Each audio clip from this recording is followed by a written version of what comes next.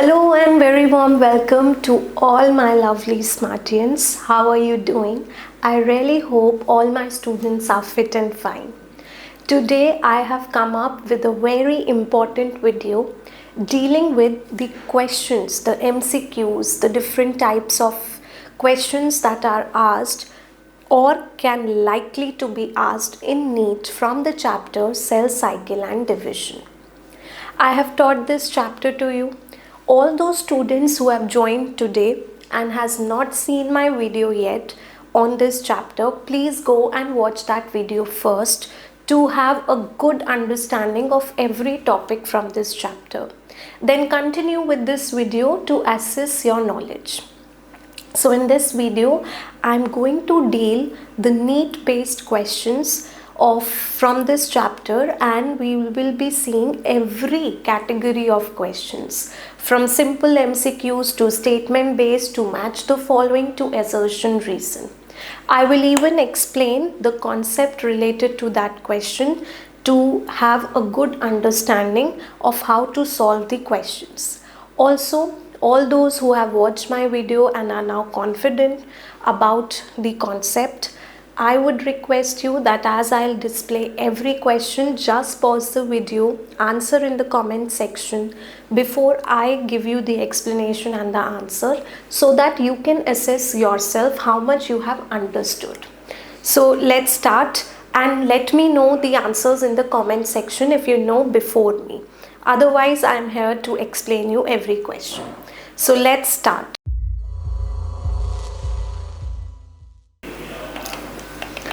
So the first question says human cell divide once in approximately every 12 hours, 16 hours, 18 hours और 24 hours. सबसे पहले इसमें important है कि आपको सेल डिवीजन और सेल साइकिल में डिफरेंस पता होना चाहिए, जो मैंने आपको अपनी वीडियो में भी समझाया है.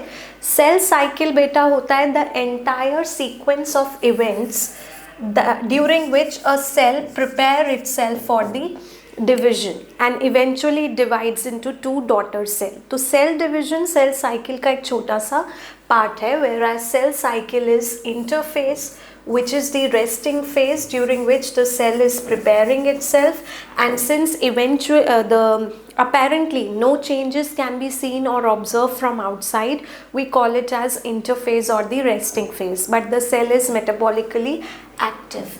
And the M phase, which is the actual division phase, है ना. M phase जो होता है वो सेल डिविजन होता है फाइनली. तो सेल साइकिल ये होता है. अब इसमें हमने दो एग्जाम्पल किए थे, एक ह्यूमन का कि ह्यूमन सेल जो है वो डिवाइड करता है या सेल साइकिल उसकी 24 आवर्स की होती है अप्रॉक्सीमेटली, और एक हमने किया था यीस्ट की अप्रॉक्सीमेटली सेल साइकिल 90 मिनट्स की होती है. ठीक है. अभी इस क्वेश्चन में हमसे ह्यूमन सेल पूछा है, तो आप क्या बताएंगे? 24 hours. So 24 hours is the right answer. Next है yeast can progress through cell cycle in only about. अभी हमने किया यीस्ट 90 मिनट्स में प्रोग्रेस करता है, तो the correct option is option number 4. Then the next third question, in a human cell division the interphase lasts more than. अब this is important. ये सिर्फ ह्यूमन सेल क्या, कोई भी सेल पूछते, जो अभी मैंने आपको बताया कि cell cycle is basically equal to interphase and the M phase. Interphase में प्रिपरेशन चल रही है, करेक्ट.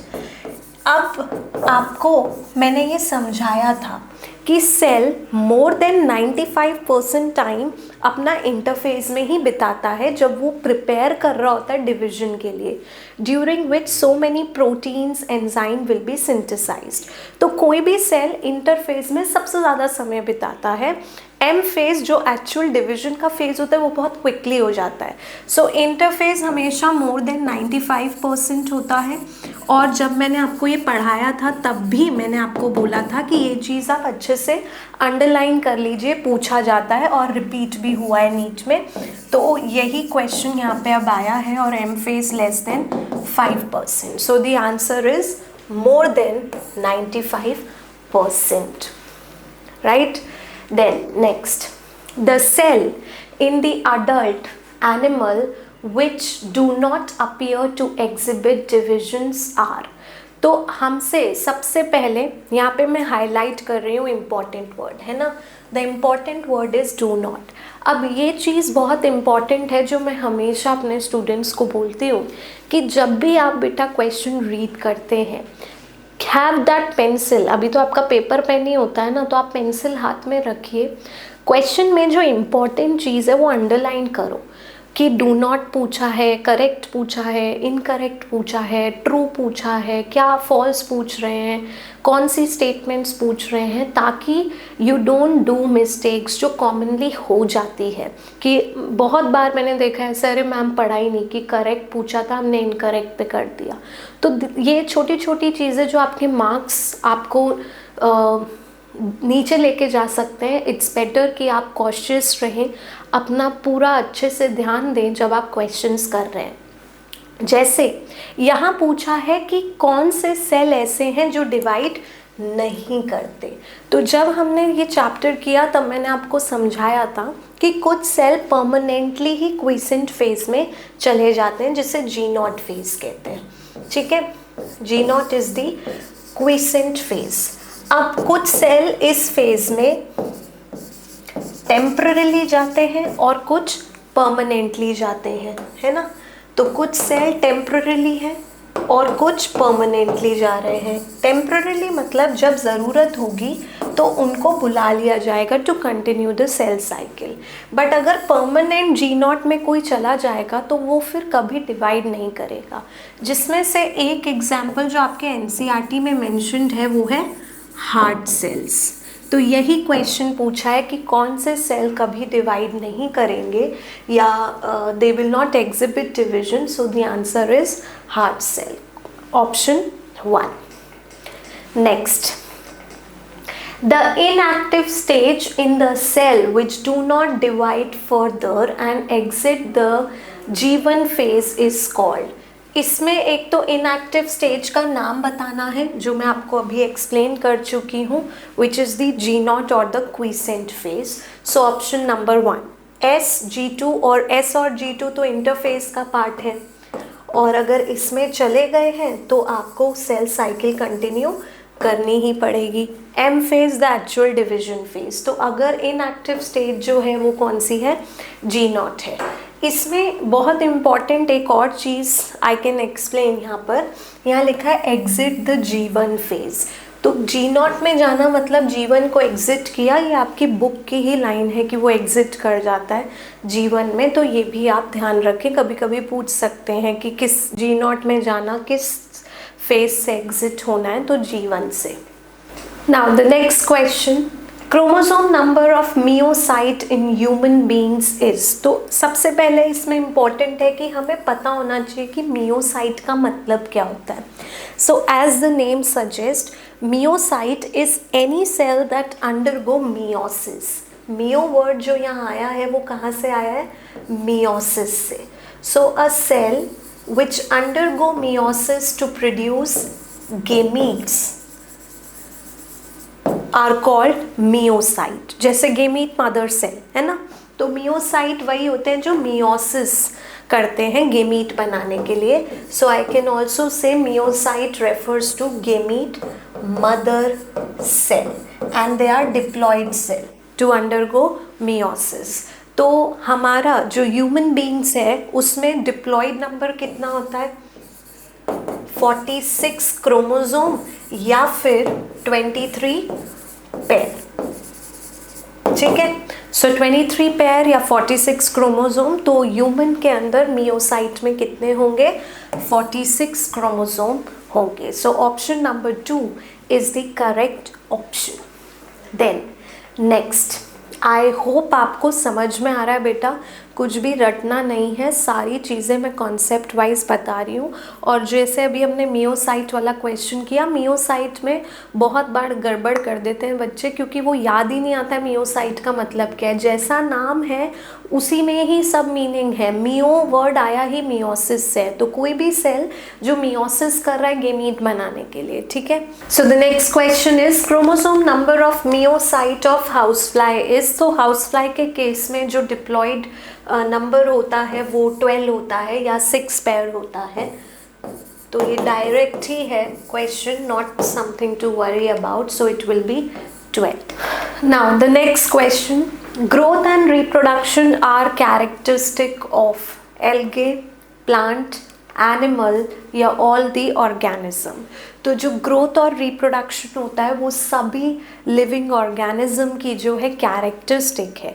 वी कैन डेफिनेटली से कि डिफाइनिंग कैरेक्टरिस्टिक नहीं है, क्योंकि every organism does not reproduce. We do have infertile organisms as well, infertile couples as well. और ग्रोथ के केस में डिफाइनिंग प्रॉपर्टी इसलिए नहीं है क्योंकि नॉन लिविंग ऑब्जेक्ट भी एक्सटर्नली ग्रो कर सकते हैं due to accumulation of, for example एक मोल्ड है ना सैंड का। तो जैसे जैसे सैंड आप डिपॉजिट करोगे वो माउंटेन ऑफ सैंड बड़ा होता जाएगा, तो वो भी एक तरीके की ग्रोथ है।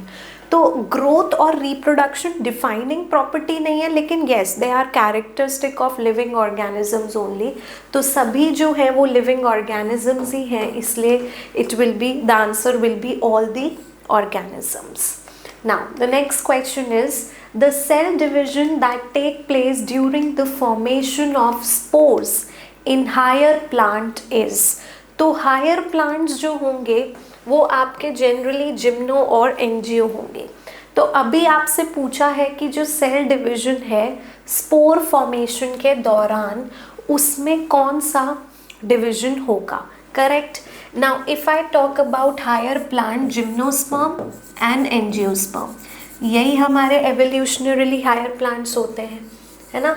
इनको हम जो है spermatocytes भी कहेंगे क्योंकि दोनों ही seeds भी बना रहे हैं। तो जिम्नो और एंजियोस्पर्म के केस में जो माइक्रोस्पोर मदर सेल होता है which is diploid and it is present inside the pollen sac or we can say the microsporangium, उसमें क्या होगा, meiosis होगा to form what, microspores जो कि haploid है ना। और फिर ये haploid microspores germinate करते हैं into the gametophytic body which is pollen grain in both the case, ठीक है। अब कमिंग टू द फीमेल वाला, तो जो मेगास्पोर मदर सेल है, again I am writing as MMC, वो भी डिप्लॉयड है। मेगास्पोर मदर सेल का भी मियोसिस होता है टू फॉर्म मेगास्पोर्स, और 4 में से 3 तो डीजेनरेट ही हो जाते हैं, करेक्ट। और फिर जो एक रह जाता है वो फिर जर्मिनेट करता है किसमें, female gametophyte. In case of angiosperm ये फीमेल गेमीटोफाइट आर्किगोनियम होता है, और sorry in case of gymnosperm ये फीमेल गेमीटोफाइट आर्किगोनियम होता है, but in case of angiosperm ये जो फीमेल गेमीटोफाइट है वो एम्ब्रियोसैक है। पर जो हमारा मेगास्पोर मदर सेल था उसने स्पोर बनाने के लिए, चाहे मेगास्पोर बने हो या माइक्रोस्पोर बने हो, वो उसमें क्या हुआ है, मियोसिस हुआ है, क्योंकि स्पोर क्या होता है, हैप्लॉइड होता है, करेक्ट। और जो माइक्रोस्पोर मदर सेल्स हैं या मेगास्पोर मदर सेल हैं वो क्या है, diploid. So hence it require meiosis. So option number 2 is correct. Then third says reductional division, वो भी सही है, मियोसिस का दूसरा नाम रिडक्शनल डिविजन है। Mitosis is a wrong option, so option number 4 both 2 and 3। I hope आपको इसका कॉन्सेप्ट समझ में आ गया होगा। The next question says chromatin can be seen during. So जो क्रोमैटिन है, सबसे पहले मुझे यही पता होना चाहिए क्रोमैटिन क्या होता है। क्रोमैटिन एक लूज थ्रेड होता है DNA एंड प्रोटीन का, right. So it's a loose network of DNA and proteins, ठीक है, जो कि लूजली कॉइल्ड है, ज़्यादा टाइट कॉइल नहीं है।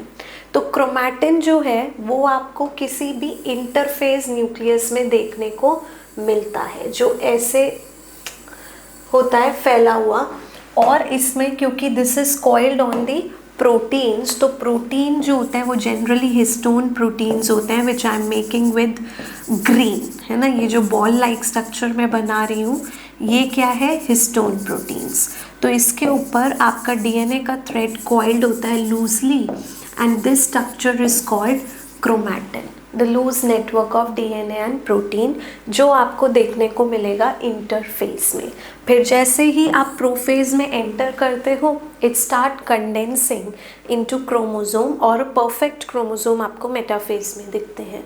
सो अभी फिलहाल के लिए क्योंकि क्रोमैटिन पूछा है, hence the correct answer is option number 4 which is interphase. I really hope smartians को ये कॉन्सेप्ट आता है तो उनका आंसर मेरे बताने से पहले आ गया होगा। Now the next question, the phase of cell cycle which lasts long. So before I tell the answer, I want all the smartians to answer it before I tell you. फटाफट से video pause करके comment section में लिखिए, देखती हूँ किस किस का सही है, and I'll definitely see all the comments कि किस किसने आंसर्स लिखे हैं और किसने नहीं, और मुझे पता भी लग जाएगा कि आपने मुझसे पहले लिखा या नहीं। जल्दी जल्दी लिखो। So yes, the correct answer is the G1 phase. आपको मैंने बताया है कि इंटरफेस पूरी सेल साइकिल में लॉन्ग होता है। अभी उन्होंने इंटरफेस एज सच नहीं दिया, इंटरफेस तो खुद किस में डिवाइडेड है, G2SN। अगर मैं देखूं तो इंटरफेस 3 फेजेस में अपने आप में डिवाइडेड है। एक है मेरे पास G1 फेज, फिर एक है S फेज, और एक है G2 फेज, है ना। फिर हमारा M आता है। अभी इंटरफेज में भी लॉन्गेस्ट कौन सा होता है, G1 phase is the longest phase in the interphase. So correct answer क्या होगा, G1, एंड आई नो सभी स्मार्टियंस का ये आंसर सही होगा। चलिए नेक्स्ट क्वेश्चन देखते हैं। नेक्स्ट क्वेश्चन है shortest period of cell cycle. अब सेल साइकिल होता है इंटरफेज प्लस एम फेज, तो सेल साइकिल का शॉर्टेस्ट पीरियड तो माइटोसिस है, it is the most dramatic phase, and less than 5% of the cell cycle is the M phase. तो सबसे shortest कौन सा हुआ, mitosis. Correct, very correct. I am really proud of all my smartians जिनको मुझसे पहले answers आते हैं, रियली गुड। चलिए इसी उस पर नेक्स्ट क्वेश्चन का आंसर दीजिए। Condensation of chromosome takes place in. मैंने अभी आपको क्रोमैटिन का जब स्ट्रक्चर बताया कि आप इंटरफेस में एक लूजली कॉइल मास देखते हैं डीएनए और प्रोटीन का, फिर वो धीरे धीरे कंडेंस होना शुरू होता है जब वो एम फेज में एंटर करता है, और उसमें कौन सा था, very good, the prophase. So prophase में क्रोमैटिन का कंडेंसिएशन शुरू होता है and it is completed by the end of the prophase या starting of M phase, metaphase. So metaphase तक पूरा कंडेंसिएशन हो चुका होता है। बट अभी पूछा है कि कंडेंसिएशन होता किस में है, तो पूरे प्रोफेज में कंडेंसिएशन चलता है ना। सो the correct answer is prophase. Now the next question. चलिए मुझसे पहले आप बताने वाले हैं तो एनर्जेटिकली करिए, बहुत एनर्जी के साथ आपको सारे क्वेश्चंस आने चाहिए, and you will yourself feel so happy कि आपको सारा कॉन्सेप्ट समझ में आ गया है। जहाँ नहीं आया आप मेरी वीडियो देखिए, तब भी नहीं आ रहा है तो मुझे कमेंट सेक्शन में बताइए, you let me know, I will explain it. मैं फिर से आपको ज़रूर उस पर वीडियो बना के उस पर्टिकुलर टॉपिक पर ज़रूर आपको वो कॉन्सेप्ट और अच्छे से सिखा दूँगी। चलिए ये जो क्वेश्चन है, it says the centromere of all the chromosome arranged in the same plane during karyokinesis. So karyokinesis refers to, karyo means nucleus, kinesis means division. So nuclear division के दौरान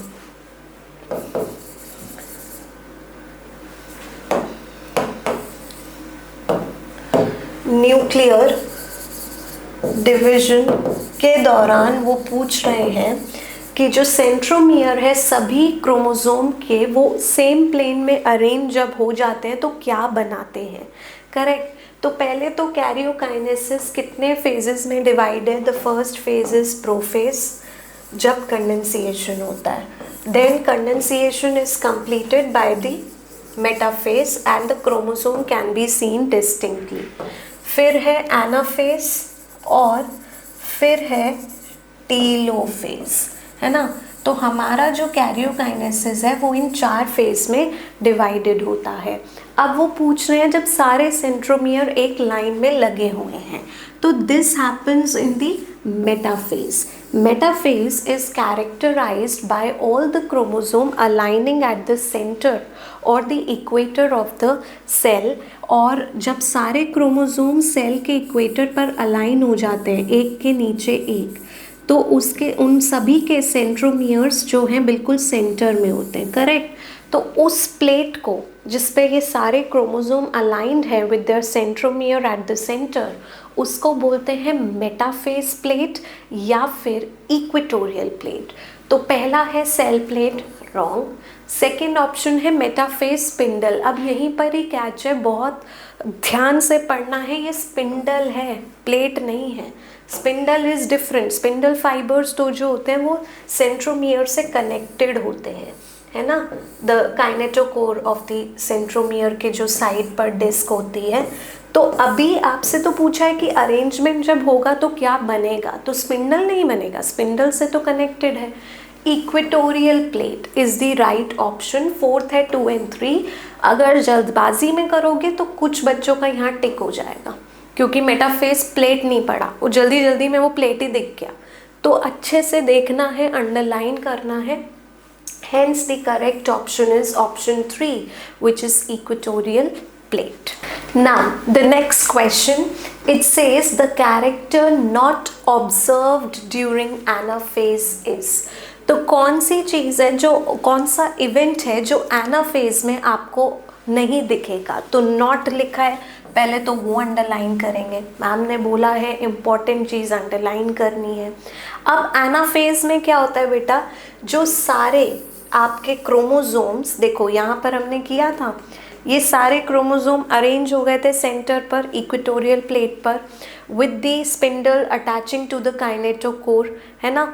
अब ये जो क्रोमोसोम है वो 2 क्रोमैटिड का बना है and each chromatid is 1 molecule of DNA. Anaphase में ये सेंट्रोमियर स्प्लिट होता है, यानी the 2 daughter chromatid they separate from each other due to the splitting of the centromere. तो अब जब ये सेपरेट होगा and then the chromatids will move towards the pole. फिर ये क्रोमैटिड किस तरफ चलेंगे? पोल की तरफ चलेंगे। तो पोल की तरफ जब ये जाएंगे तो जो स्पिंडल है वो कॉन्ट्रैक्ट करेगा, है ना। The spindle are going to contract, छोटे होते जाएंगे। ये centromere will lead and the tails will trail behind. तो एक तो क्या हुआ, स्प्लिटिंग हुई किसकी? सेंट्रोमियर्स की। क्रोमैटिड सेपरेट हुए। Each chromatid is a future cell daughter chromosome. ये जब मैंने पढ़ाया है तो भी मैंने आपको बोला था कि बुक में भी क्लियरली लिखा, अंडरलाइन कर लो कि जब अब हमारे क्रोमैटिड सेपरेट हो गए, देखो ये 2 क्रोमैटिड्स हैं, ये सेपरेट हुए, तो each chromatid is 1 molecule of DNA जो फ्यूचर सेल का क्या है? क्रोमोसोम है। तो वो भी होगा। First is contraction of spindle fibre होगा, डिविजन ऑफ सेंट्रोमियर होगा, फॉर्मेशन ऑफ डॉटर क्रोमोसोम होगा, डीकंडेंसिएशन ऑफ क्रोमोसोम ये नहीं होगा। अभी ये जो क्रोमोसोम है ये दोबारा से डीकंडेंस होके क्रोमैटिन एनाफेज पे नहीं टीलोफेज पे करेंगे। तो ये सारे इवेंट्स जो हैं फर्स्ट 3 ये तो होंगे, this all will occur in anaphase, पर ये नहीं होगा। हमसे भी ये पूछा था कि कौन सा इवेंट नहीं होने वाला है। Hence the correct option is option number 4। मुझे बताइए किस किस ने गलत किया, सही और गलत किस किस का हुआ। जिनका गलत हुआ है प्लीज़ थोड़ा ध्यान दो, ध्यान से क्वेश्चन पढ़ो, एक एक कॉन्सेप्ट आपको बताया है तो उस हिसाब से करना है। छोटी छोटी मिस्टेक से अपने मार्क्स को जाने नहीं देना है, right. Every question holds good importance. पूरे सही हुआ तो 4 मार्क्स, बट गलत हुआ तो पूरे 5 मार्क्स जाएंगे। तो मेक श्योर कि आप अपनी सिली मिस्टेक से गड़बड़ ना कर दें, है ना। चलिए नेक्स्ट क्वेश्चन देखते हैं। लॉन्गेस्ट फेज इन मियोसिस 1, जल्दी जल्दी बताइए फटाफट। So the longest phase in meiosis 1 is, very good smartians, prophase 1। देखो प्रोफेज 1 में कौन कौन से फेजेस होते हैं? We have starting with leptotene, है ना, देन वी हैव जाइगोटीन जब पेयरिंग होती है, फिर पैकेटीन जब क्रॉसिंग ओवर होती है मैम, फिर डिप्लोटीन जब the chromosome homologous pair separate except at the site of crossover forming chiasmata, and then we have diakinesis जब terminalization होता है chiasmata का भी। तो सबसे longest phase प्रोफेज 1 है which consists of these 5 sub phases। Next question 17, very very important. मुझसे पहले आप करिए, फिर मैं आपको एक्सप्लेन करूँगी, and I want to know किस किस का ये सही हुआ है। मुझे पता है मेरे स्मार्टियंस ने अगर मेरे साथ अच्छे से पढ़ा है तो उनका ये बिल्कुल सही होगा, और इम्पॉर्टेंट भी है। आपको इस क्वेश्चन में बताना है the ratio of chromatid tetrads and the number of chromatids in each tetrad. ठीक है, ध्यान से पढ़ो, पूछ क्या रहे हैं वो। पहले तो टेट्रैड का, और फिर हर टेट्रैड में कितने क्रोमैटिड हैं उसका रेशियो बताना है। तो मुझे सबसे पहले कुछ कॉन्सेप्ट्स पता होने चाहिए। देखिए, 1 chromosome can be called as 1 dyad because it has 2 sister chromatids. ठीक है ना, उसके पास 2 सिस्टर क्रोमैटिड्स हैं, इसलिए हम उसे डायड कह सकते हैं। और 1 homologous pair of chromosome can be called as 1 homologous chromosome pair is called tetrad, क्योंकि एक पेयर में 2 क्रोमोसोम है और हर क्रोमोसोम के पास 2 सिस्टर क्रोमैटिड, तो एक पेयर के पास कितने 4 क्रोमैटिड जो कि आपस में नॉन सिस्टर होंगे। तो इसलिए क्या वर्ड आया है? टेट्रैड, या फिर आप इसे क्रोमोसोम नंबर के बेसिस पे बोलते तो बाइवेलेंट। अभी आपसे पूछा है कि क्रोमैटिड टेट्रैड्स और number of chromatids in each tetrad. वो बोल रहा है कि बेटा रेशियो बताइए क्रोमैटिड टेट्रैड्स का। तो एक टेट्रैड मैंने लिया and the number of chromatid in each tetrad. एक टेट्रैड में कितने क्रोमैटिड हैं? अभी हमने किया 4, क्योंकि एक जो वो है टेट्रैड वो 2 क्रोमोसोम का बना है, तो 4 क्रोमैटिड हो गए। So 1 tetrad divided by 4 chromatid, so the answer is 1:4। Option number 4 correct होगा। समझ आया क्या? उन्होंने आपसे पूछा था कि आपको रेशियो बताना है एक टेट्रैड का divided by the number of chromatid in that tetrad. तो एक टेट्रैड में 4 क्रोमैटिड होते हैं, तो 1/4 डायरेक्टली। बस थोड़ा इंग्लिश ढंग से रीड कर लेना। चलिए next question, the growth of the cell plate in plant is very important. Plant में जो साइटोकाइनेसिस फाइनली होता है आफ्टर कैरियोकाइनेसिस, तो सेल प्लेट किस तरफ ग्रो करती है? ठीक है, जल्दी से आप बताइए बिफोर आई टेल यू। जब तक मैं यहाँ कॉन्सेप्ट समझाने के लिए ड्रॉ करती हूँ तब तक आपका आंसर आ जाना चाहिए। देखो, ये हैं वेसिकल्स जिसमें सेल वॉल का मटेरियल है। जिन्होंने आंसर लिखा है मेरे बताने से पहले, गुड, आई नो सही है। अब मैं आपको पहले समझा दूं कि जो भी वेसिकल जिसमें सेल वॉल का मटेरियल होता है वो आके अरेंज हो जाते हैं कहाँ पर? सेंटर ऑफ द सेल पर, है ना, इक्वेटर पर। फिर इन वेसिकल्स का फ्यूजन होता है, so they get fused forming cell plate. अब जो फ्यूजन है वो मैंने कहाँ से बनाया, सेंटर से टुवर्ड्स पेरीफेरी, ठीक है। फ्यूजन कहाँ से होगा, सेंटर से पेरीफेरी फॉर्मिंग सेल प्लेट, और फिर सेल प्लेट एक्चुअली किसको रिप्रेजेंट करता है, मिडिल लैमेला को, और फिर उसके दोनों तरफ सेल वॉल फॉर्मेशन होगा। तो ये जो सेल प्लेट का ग्रोथ हुआ ये सेंटर से शुरू हुआ और पेरीफेरी तक कंटिन्यू हुआ। ऐसे टाइप ऑफ ग्रोथ को बोलते हैं सेंट्रीफ्यूगल।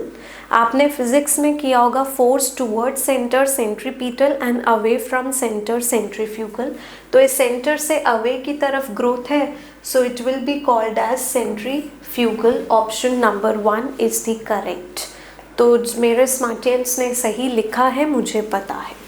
नेक्स्ट इम्पॉर्टेंट है ये भी, सिंसाइटियम फॉर्मेशन इज फाउंड इन। सो सिंसाइटियम, चलिए पहले आप बताइए, मुझे पता है आप बता पाएंगे। देखो, syncytium is multi nucleate condition जहाँ पर कैरियोकाइनेसिस तो हुआ पर साइटोकाइनेसिस नहीं हुआ। That leads to the multi nucleate condition which is called syncytium as per the book NCERT। Otherwise syncytium basically दो सेल के फ्यूजन से जो मल्टी न्यूक्लिएट कंडीशन होती है वो, पर क्योंकि 11th की NCERT में ऐसा लिखा है तो मैं आपको बता रही हूँ कि अगर साइटोकाइनेसिस ना हो और कैरियोकाइनेसिस हो जाए तो उसको सिंसाइटियम बोलेंगे, मल्टी न्यूक्लिएट कंडीशन को। And this can be seen in liquid endosperm in the coconut. तो जो कोकोनट में एडिपल पार्ट है that is the cellular endosperm, और जो लिक्विड है उसको बोलते हैं न्यूक्लियर एंडोस्पर्म या फिर फ्री न्यूक्लियर एंडोस्पर्म, और we call it as the syncytium. So the correct option is option number 1। Option 2, solid endosperm in coconut false, perisperm of coffee seed no. Perisperm तो जो होता है वो रेमिनेंट ऑफ न्यूसेलर सेल्स होता है, solid endosperm endocellular होता है। Endosperm of castor again no, वो भी सेलुलर होगा। तो the correct option is option 1। Now what I want to explain through this is कि अगर कोई क्वेश्चन आता है और आपको पता है ऑप्शन 1 ही उसका करेक्ट है, जैसे हमें फर्स्ट में ही अपना करेक्ट ऑप्शन मिल गया, फिर भी मैंने सारे ऑप्शन रीड किए टू मेक यू अंडरस्टैंड कि बेटा बहुत ज़रूरी है कि आप सारे ऑप्शन रीड करें इवन इफ़ यू नो कि फर्स्ट सही है। कई बार मोस्ट अप्रोप्रिएट आंसर ढूंढना होता है तो 2 ऑप्शन ऐसे होते हैं जो ऑलमोस्ट सही होते हैं, तो हो सकता है कुछ नियर और अच्छा मिल जाता, तो इसलिए सारे ऑप्शंस को रीड करना ज़रूरी है। कॉन्फिडेंस रखिए but it should not be over confident नहीं होना है वहाँ पे कि फर्स्ट ही सही है। पढ़ लो सारे, इतना टाइम होता है कि आप पढ़ सकते हैं सारे option and then you take the right one, right. चलिए नेक्स्ट क्वेश्चन देखते हैं। Multi nucleate condition is formed, अभी मैंने आपको बताया कि अगर किसी सेल में न्यूक्लियर डिवीजन तो हो गया, बन गए 2 न्यूक्लियस टेलोफेज के बाद, है ना, पर साइटोकाइनेसिस नहीं हुआ, तो उस केस में ये कैसा सेल हो जाएगा, मल्टी न्यूक्लिएट, है ना, बहुत सारे न्यूक्लियस। अब ये क्यों हुआ, क्योंकि karyokinesis is not followed by cyto. अगर साइटोप्लाज्म डिवाइड हो जाता तो दिक्कत ही नहीं होती, पर साइटोप्लाज्म डिवाइड ही नहीं हुआ, तो ऐसे केस में मल्टी न्यूक्लिएट कंडीशन जनरेट होती है। तो फर्स्ट ऑप्शन है karyokinesis followed by cytokinesis, no. अगर ऐसा होगा तो फिर तो मल्टी न्यूक्लिएट कंडीशन आएगी ही नहीं, फिर यूनिन्यूक्लिएट ही रहेगा हर सेल में। Karyokinesis not followed by cytokinesis, yes, karyokinesis हुआ पर साइटोकाइनेसिस नहीं हुआ। Both karyo and cyto does not occur, wrong, दोनों ही नहीं हुए, फिर तो सेल डिवीजन कुछ भी नहीं होगा। साइटोकाइनेसिस इज फॉलोड बाय, ये होता ही नहीं, पहले कैरियोकाइनेसिस होता है फिर cytokinesis. So the correct option is option number 2, right. Next question 21, not है, सही है, गलत है, अंडरलाइन करना है, जैसे मैंने प्रॉपर हाईलाइट आपको दिखाया है। One of the following is not the function of mitosis. So इसमें से कौन सा फंक्शन माइटोसिस का नहीं है? बुक में जहाँ सिग्निफिकेंस ऑफ माइटोसिस और मियोसिस दिया है, आई एम रिक्वेस्टिंग यू वो पैराग्राफ्स अच्छे से पढ़ के जाना लाइन बाय लाइन। वो बहुत इम्पॉर्टेंट है कि आपको पता हो उनकी सिग्निफिकेंस क्या है। तो हमारी बॉडी में mitosis majorly growth, repair, development इसमें इन्वॉल्व होता है ना। और मियोसिस स्पेशलाइज्ड रिप्रोडक्टिव ऑर्गन्स में ही है, विच आर गोनैड्स, उनके गेमीट मदर सेल में, to make the haploid gametes, क्योंकि फिर वो गेमीट्स फ्यूज़ होके दोबारा से डिप्लॉइड कंडीशन रीस्टोर कर देते हैं। अभी हमें बताना है कि माइटोसिस का कौन सा फंक्शन नहीं है, नॉट है ना। चलिए वन बाय वन हम साथ में देखते हैं question. It maintains the genetic integrity of the organism. Yes, जब भी माइटोसिस से सेल डिवाइड करता है तो वो जो डीएनए है दैट इज प्रिजर्व्ड, क्योंकि रेप्लिकेशन आता है बीच में इंटरफेस में जहाँ पर exact copy of DNA is formed, तो इंटीग्रिटी तो मेंटेन्ड है। It helps in reproduction in unicellular organism. Yes, क्योंकि यूनिसेलुलर ऑर्गेनिजम्स में ग्रोथ और रिप्रोडक्शन सिनोनिमस होता है, यानी it is one and the same thing. एक सेल दो में डिवाइड होगा तो जो दो नए सेल बनेंगे, each cell will act as an individual, right. In case of unicellular तो वहाँ पर रिप्रोडक्शन माइटोसिस से हो सकती है। It helps in healing from wound. Yes, repair में। It helps in reproduction in higher plants and animals. No. Higher plant और animal में sexual reproduction होता है mainly, है ना। और sexual reproduction involve gamete formation, और gamete formation में meiosis होता है, mitosis नहीं, right? तो इसलिए ये वाला जो फंक्शन है वो माइटोसिस का नहीं है, किसका है? मियोसिस का। तो उस हिसाब से करेक्ट ऑप्शन 4 है, क्योंकि हमसे ये नहीं पूछा है कि माइटोसिस के कौन से फंक्शन है, हमसे पूछा है इसमें से कौन सा फंक्शन माइटोसिस का नहीं है। सो ऑप्शन नंबर 4 क्लियर हुआ प्रॉपरली। चलिए now the next question. This type of cell division is compulsory in sexually reproducing organisms. तो कौन सी ऐसी सेल डिवीजन है जो सेक्सुअली रिप्रोड्यूसिंग, स्पेसिफिकली यहाँ लिखा है कि सेक्सुअली रिप्रोड्यूसिंग ऑर्गेनिज्म में होगी ही होगी।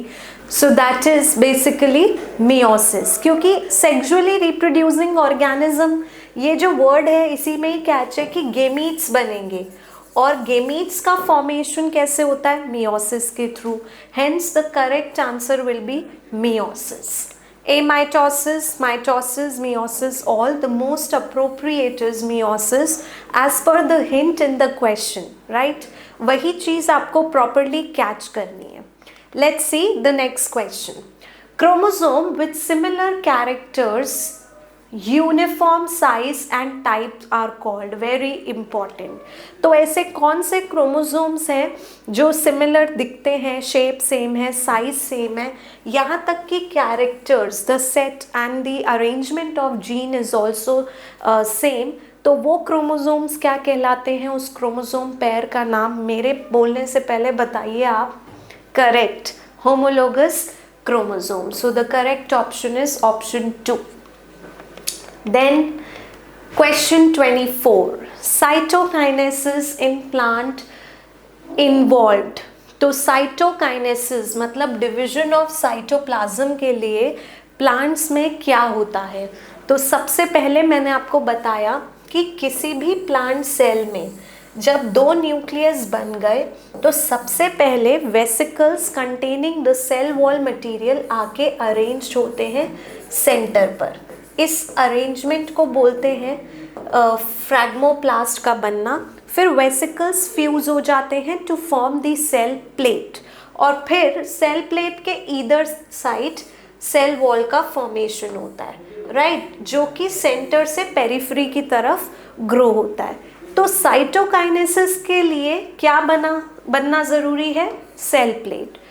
प्लाज्मा मेम्ब्रेन, सेल वॉल तो बाद में बनेगा, उससे पहले ही सेल साइटोप्लाज्म डिवाइड हो जाता है with the help of cell plate. So the correct option is option number 4। Now next question, तो फटाफट बताइए, the events that occur during interphase in the cell.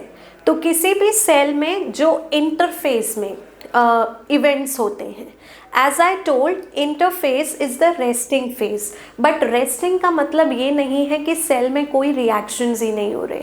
Cell तो इस समय मेटाबॉलिकली सबसे ज़्यादा एक्टिव है, क्योंकि वो एक बड़े इवेंट की तैयारी कर रहा है which is the M phase, जब उसे फाइनली डिवाइड करना है। बट इस फेज में जो तैयारी अंदर चल रही है बाहर से नहीं दिख रही है, so no apparent change can be seen from outside, इसलिए रेस्टिंग बोला गया है।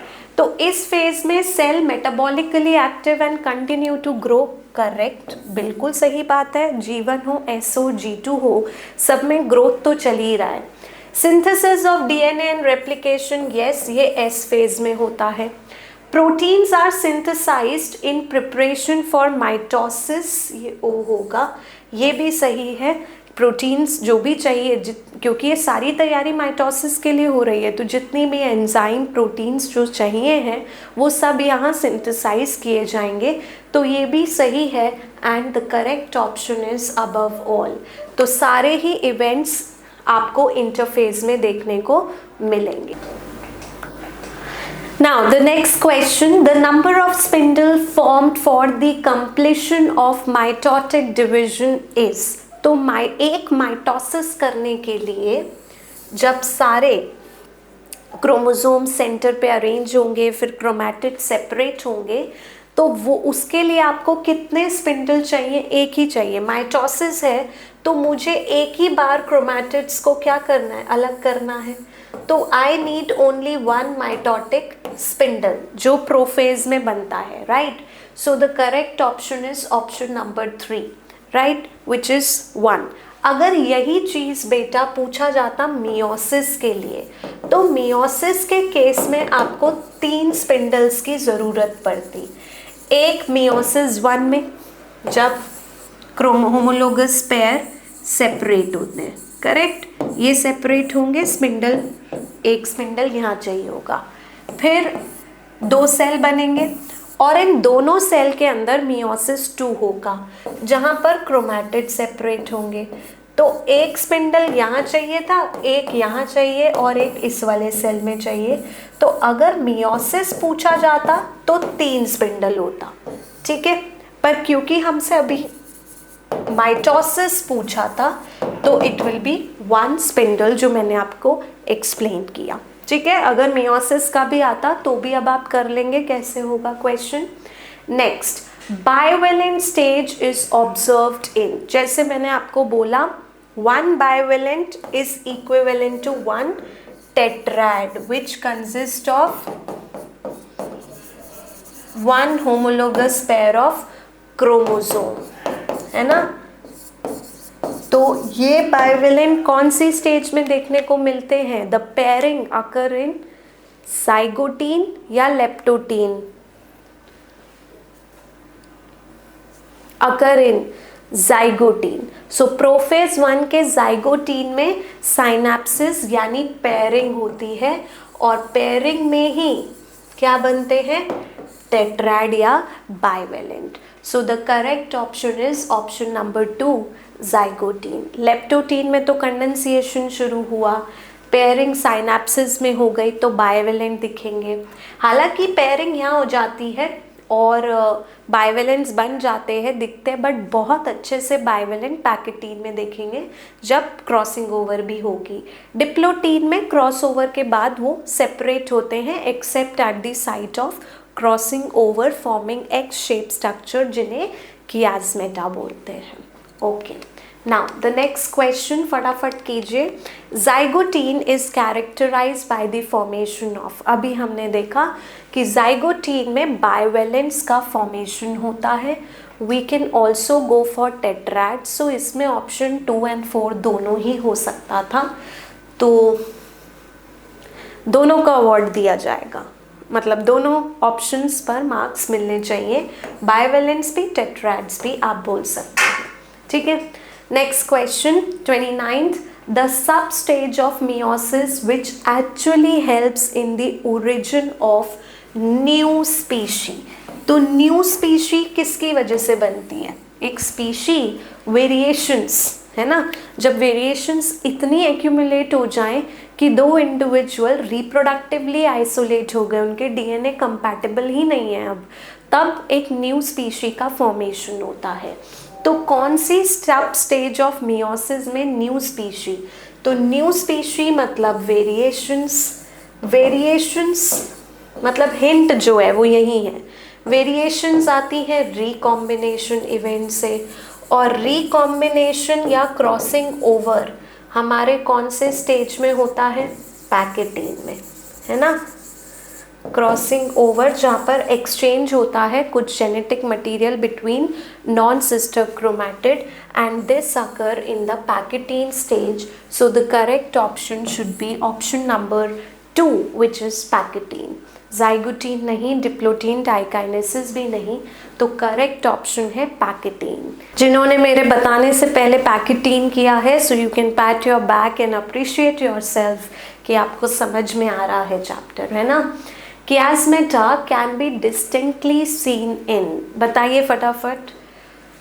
सो yes, the correct answer is diplotene. तो डिप्लोटीन में जो दो क्रॉस ओवर वाले क्रोमोसोम है, होमोलोगस क्रोमोसोम है, वो सेपरेट हो जाते हैं except at the site of crossing over, है ना। जहाँ पर उनकी क्रॉसिंग ओवर हुई सिर्फ वो छोड़ के बाकी जगहों से वो सेपरेट हो चुके हैं। तो ऐसे एक्स शेप स्ट्रक्चर देखने को मिलते हैं, और ये कहाँ देखने को मिलेंगे? डिप्लोटीन स्टेज में।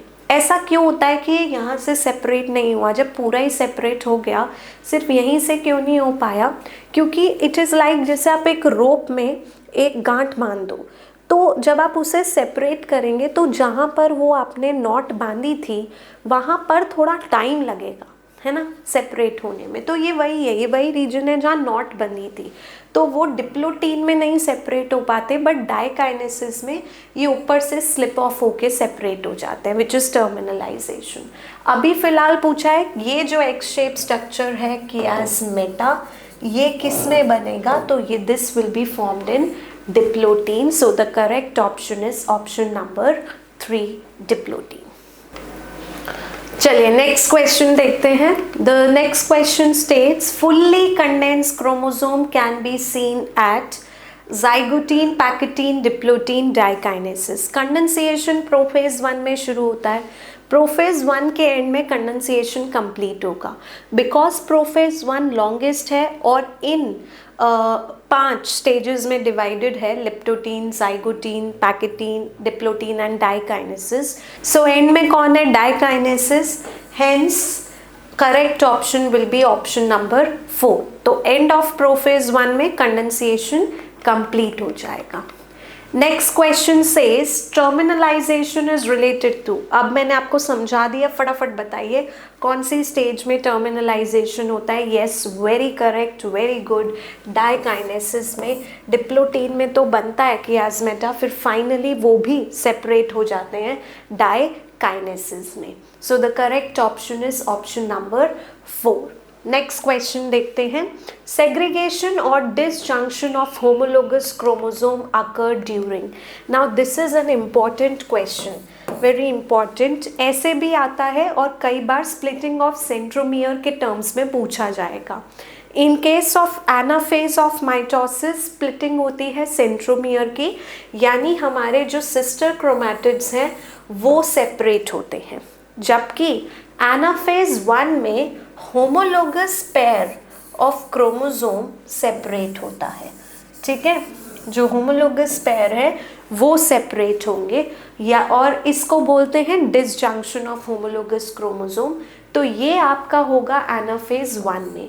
और फिर एनाफेज 2 में इन सिस्टर क्रोमैटिड का सेपरेशन होगा। बट बिकॉज अभी मुझसे पूछा था कि डिसजंक्शन क्रोमैटिड का नहीं बल्कि होमोलोगस क्रोमोसोम का, या इसकी जगह बेटा आपको ये भी बोल सकते थे disjunction of non sister chromatids. तो सिर्फ क्रोमैटिड वर्ड नहीं देखना है, सिस्टर पूछा है या नॉन सिस्टर। अगर सिस्टर बोलते तो एनाफेज 2 या एनाफेज ऑफ माइटोसिस, और अगर नॉन सिस्टर क्रोमैटिड का डिसजंक्शन है या होमोलोगस क्रोमोसोम का तो anaphase 1 is the correct option, option number 2। Anaphase नहीं हो सकता, 2 भी नहीं, मेटाफेज 1 भी। Now the next question, the number of spindle formed for the completion of one meiotic division। तो ये मैंने अभी कॉन्सेप्ट आपको स्पिंडल का सिखाया है। एक पूरी मियोटिक डिवीजन के लिए इन्होंने पूछा है। यहाँ पर 1 मियोटिक डिवीजन को मियोसिस 1 मत ले लेना, अगर वो सिर्फ मियोसिस 1 पूछते तो वहाँ लिखा होता मियोसिस 1 मियोटिक डिवीजन मतलब मियोसिस 1 प्लस मियोसिस 2। तो कितने स्पिंडल चाहिए? 3 चाहिए। पहले मियोसिस 1 में चाहिए सेपरेशन के लिए, जो मैंने आपको भी समझाया था। पहले ये सेपरेट हुए, फिर 2 सेल बने, और उन दोनों सेल में फिर सिस्टर क्रोमैटिड्स अलग हो रहे हैं, तो उनके सेपरेशन के लिए एक एक स्पिंडल और चाहिए। तो एक स्पिंडल यहाँ, एक स्पिंडल यहाँ, एक स्पिंडल यहाँ, तो total 3 spindle. Option number 3 which is 3 is the correct answer. 1 किसके लिए होता? माइटोसिस के लिए। ठीक है, next, DNA replication occurs in, important है, चाहे डीएनए रेप्लिकेशन पूछें, सेंट्रियोल रेप्लिकेशन पूछें या हिस्टोन का रेप्लिकेशन पूछें, आंसर सेम है। ये सभी टाइप के रेप्लिकेशन किस में होंगे? एस फेज में। S stands for synthesis phase. तो किसका सिंथेसिस हो रहा है? डीएनए का, है ना। और साइटोप्लाज्म में सेंट्रियोल का। हिस्टोन प्रोटीन भी यहीं बनते हैं। तो अभी फिलहाल डीएनए पूछा है, so the correct option is option 3 which is S phase. And I am sure मेरे से पहले आपका आंसर ज़रूर आ गया होगा। आई विल सी कौन कौन आंसर कर रहा है। ठीक है, ऑनेस्टली करिए। जो चीज़ नहीं आ रही है उसको जब मैं समझा रही हूँ उसको समझिए। मेरे कॉन्सेप्ट से कुछ फुट नोट आपको लिखना है, बनाना है, अपने लिए लिख लीजिए, और फिर उस चीज़ को आप मिस्टेक नहीं करिए नेक्स्ट टाइम। चलिए, next is homologous chromosome exchange segments with blocks of gene during. So exchange पूछा है होमोलोगस क्रोमोसोम का, यानी क्रॉसिंग ओवर, जो मैंने अभी करके दिखाई थी आपको। तो crossing over occurs in pachytene stage of prophase 1। Synapsis होता है जाइगोटीन में, पेयरिंग, बट एक्सचेंज जो होगा वो किस में होगा? पैकेटीन स्टेज में। सो the correct option is pachytene. Zygotene में साइनेप्सिस होता है, डिप्लोटीन में कियास्मेटा बनता है, लेप्टोटीन में कंडेंसिएशन शुरू होता है, which continues then throughout. So the correct option is option number 1। Crossing over of chromosomes during meiosis leads to, अभी हमने किया कि क्रॉसिंग ओवर करने से एक नया जीन कॉम्बिनेशन बनता है ना। मैं 2 होमोलोगस क्रोमोसोम बनाती हूँ और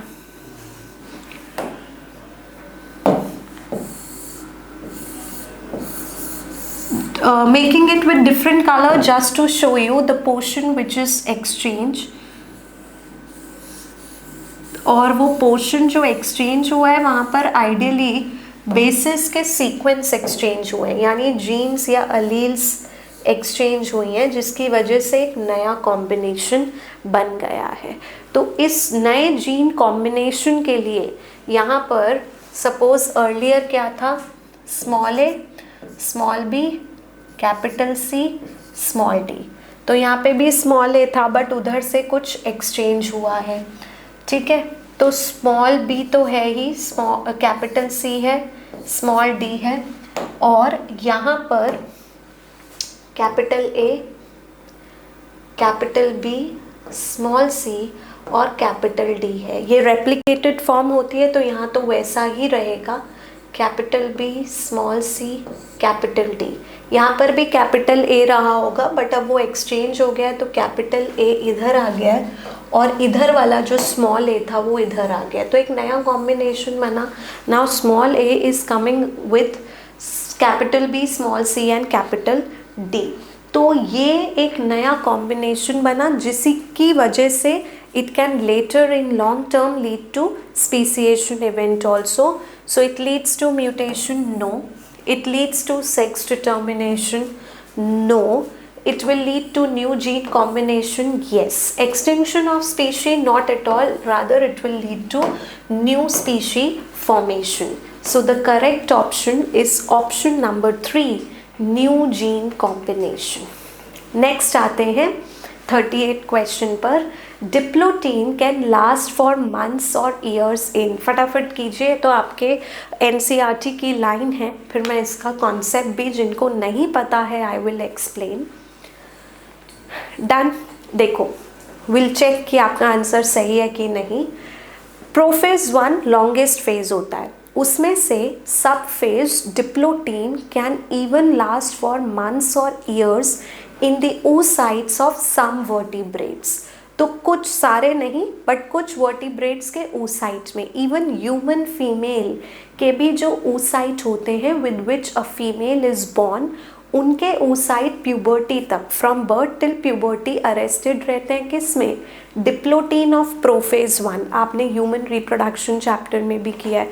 तो प्यूबर्टी अराउंड 13-14 ईयर्स के अराउंड आती है, तो वो 13-14 years they remain in the suspended diplotene stage, right. तो जिसको डिक्टियोटीन भी बोलते हैं. तो ये चीज़ किस में देखने को मिलेगी, कुछ वर्टिब्रेट्स के oocyte में. So oocytes of some vertebrates, correct. Sperms of some vertebrates, no. PMC of pollen mother cell, basically of angiosperm, no. या gymnosperm, no. So the correct answer is option number 1. अच्छा, ऐसे भी दे सकते थे कि oocyte of some vertebrate और next option में oocyte of all the vertebrate. तो all भी और some दोनों को देखना है कि some लिखा है, all लिखा है, अच्छे से पढ़ना है. कोई भी सिली मिस्टेक आप अफोर्ड नहीं कर सकते हो. Next, meiosis takes place in. So meiosis एक रिडक्शनल डिवीजन है जिससे क्रोमोसोम नंबर हाफ हो जाता है. हमें पता है कि प्लॉइडी नंबर किसी भी स्पीशी का, चाहे वो प्लांट स्पीशी है, एनिमल स्पीशी है, वो कांस्टेंट रहना चाहिए. इट शुड नॉट चेंज, क्योंकि प्लॉइडी नंबर बदलते ही डिजीज कंडीशन आ जाएगी. अगर मियोसिस रिडक्शनल डिवीजन है तो ये उन्हीं सेल्स में करना चाहिए जिन सेल्स को आगे जाके फिर कंबाइन करके दोबारा वो नंबर रिस्टोर कर देना है. तो hence meiosis is kept only in specialized cells which are called the gamete mother cell found in organs, gonads, right, reproductive organ. तो मियोसिस किस में हेल्प करता है, एपिकल मेरिस्टम में मियोसिस नहीं होगा, वहाँ माइटोसिस होता है जिससे लेंथ बढ़ती है प्लांट की. Intercalary meristem, no. Regeneration of grasses में भी हेल्प करता है, नहीं, वहाँ पे भी माइटोसिस होगा. तो इन दोनों में माइटोसिस होता है. रिप्रोडक्टिव सेल्स में यस, वहाँ मियोसिस होता है टू फॉर्म गेमीट्स, और फिर ऐसे दो हैप्लॉइड गेमीट्स मिलके फिर से डिप्लॉइड हो जाते हैं, या whatever the ploidy is. Vegetative cell में no, vegetative cell takes part, does not take part in sexual reproduction, hence they will not show meiosis. So the correct option is option number 3.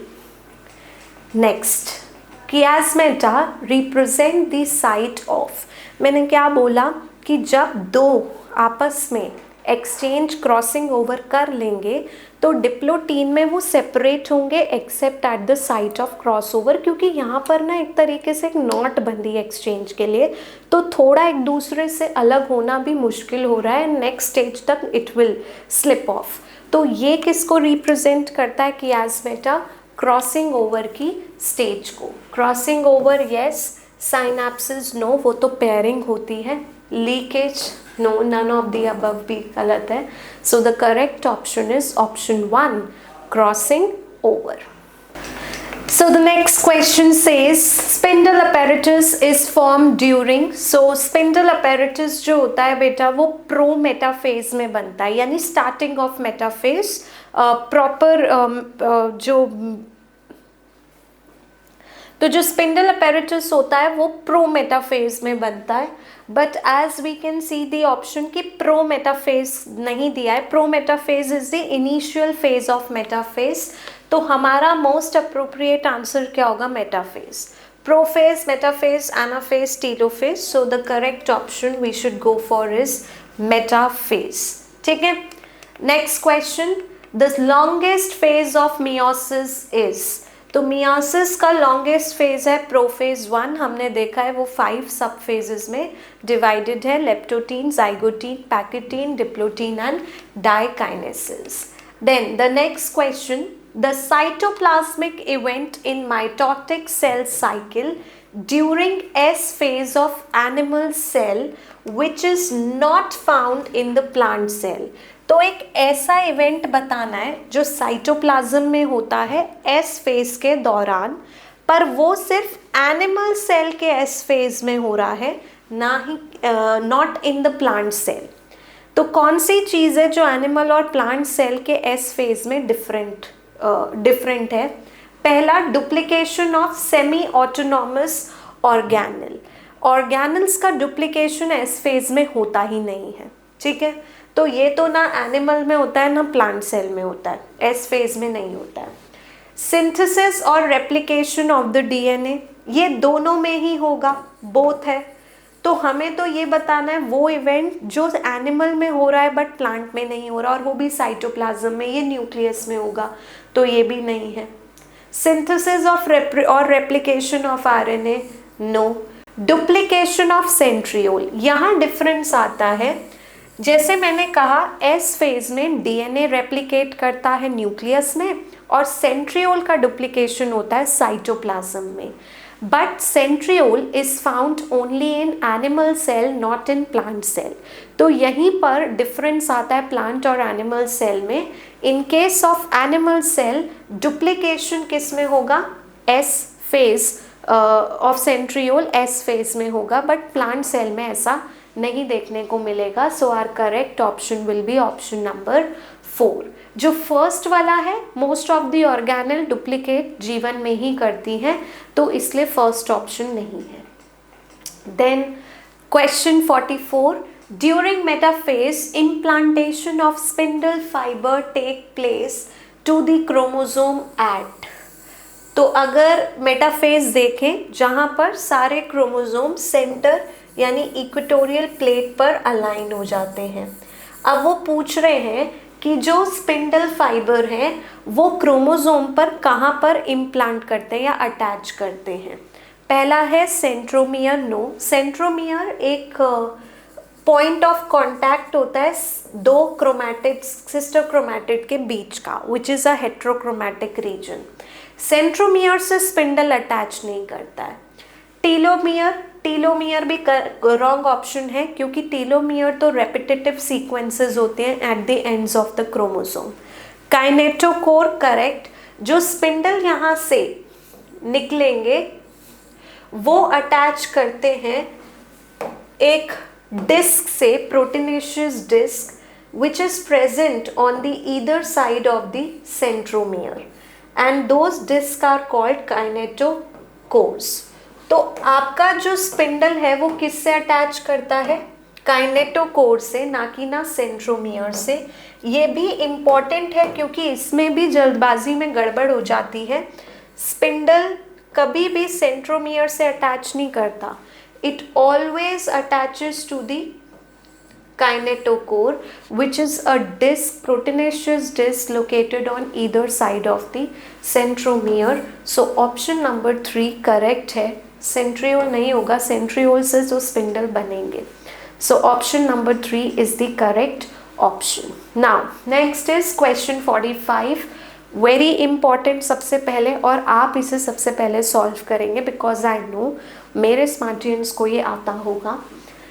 The question says, ध्यान से पढ़ना, number of synaptonemal complexes and number of chromatids in total formed in the myocyte, सबसे पहले of maize plant.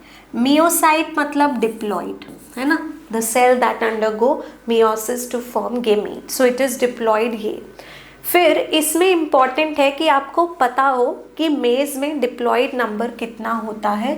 मेज में diploid number होता है 20 या फिर 10 पेयर बोल सकते हैं, ठीक है। अब आपको बताना है कि कितने साइनेप्टोनीमल कॉम्प्लेक्स होंगे। एक पेयर में ऑफ क्रोमोसोम में एक साइनेप्टोनीमल कॉम्प्लेक्स होता है। Synaptonemal complex is a complex of protein that helps in pairing of the homologous chromosome, ठीक है। मैं ऐसे ग्रीन कलर का एक बना देती हूँ, साइनेप्टोनीमल कॉम्प्लेक्स। तो एक पेयर में एक चाहिए, 10 पेयर में कितने चाहिए होंगे? साइनेप्टोनीमल कॉम्प्लेक्स 10। क्लियर? फिर पूछा है number of chromatid. Number of chromatids इस केस में, अब एक पेयर में क्रोमैटिड कितने होते हैं? 4। आपके पास कितने हैं? 10 पेयर। 10 पेयर मतलब 40 क्रोमैटिड या 20 क्रोमोसोम है मेरे पास, और हर एक क्रोमोसोम के पास 2 क्रोमैटिड, तो 20 × 2 which is 40 chromatid. Hence my answer will be 10 and 40.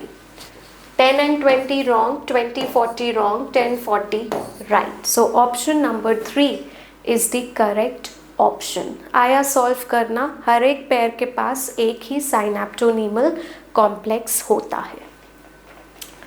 Then question 46. A significant enzyme mediated process occur in this phase of prophase 1 of meiosis. तो enzyme mediated process कौन सा है?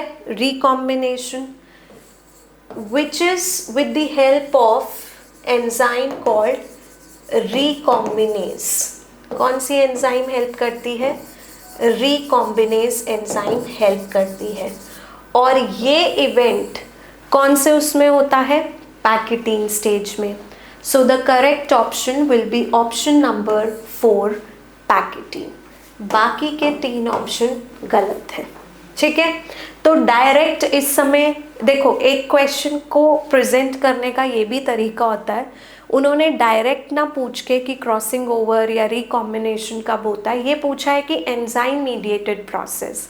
सो then you need to have a sound knowledge of the fact कि crossing over के लिए क्या चाहिए होता है? रिकॉम्बिनेज एंजाइम चाहिए होती है।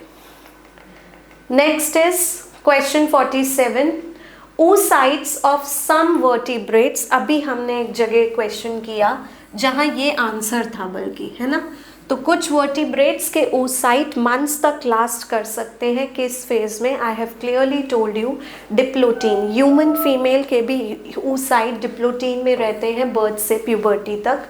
So the correct option is diplotene, option number 1. Next, gamete number of chromosome in rice are 12. Gametic number मतलब haploid number आपको बताया है कि कितना है राइस में? 12 है। तो एक जगह लिख लेते हैं कि मुझे n कितना बताया हुआ है? 12. Then how many bivalents are formed by the myocyte of the rice plant? 2n cell में आपको बायोवेलेंस बताने हैं। बायोवेलेंट का कॉन्सेप्ट पता है? जल्दी बताइए। पहले 2n में कितने क्रोमोसोम होंगे? अगर n में 12 है तो 2n में 24 क्रोमोसोम, करेक्ट। 24 क्रोमोसोम को मैं 12 पेयर भी लिख सकती हूँ, और हर पेयर को एक बायोवेलेंट माना जाता है, तो आई कैन ऑल्सो राइट 12 बायोवेलेंट्स, है ना। हर पेयर ऑफ क्रोमोसोम को एक बायोवेलेंट कहते हैं। सो ऑप्शन 1 24 रॉन्ग, 6 रॉन्ग, 12 एकदम करेक्ट है, 48 रॉन्ग है। किस किस का ये आंसर बिल्कुल सही हुआ? अगर ये आंसर आपका सही निकला है करेक्ट कॉन्सेप्ट के साथ, मतलब आपको आ गया है सॉल्व करना, ठीक है। Next question, meiosis involves. So ये भी एक इम्पॉर्टेंट क्वेश्चन है क्योंकि इसमें भी कुछ चीज़ें हैं जहाँ एरर्स हो जाती हैं। कॉन्सेप्ट क्या है कि मियोसिस में 2 डिवीजन होती है, मियोसिस 1, मियोसिस 2।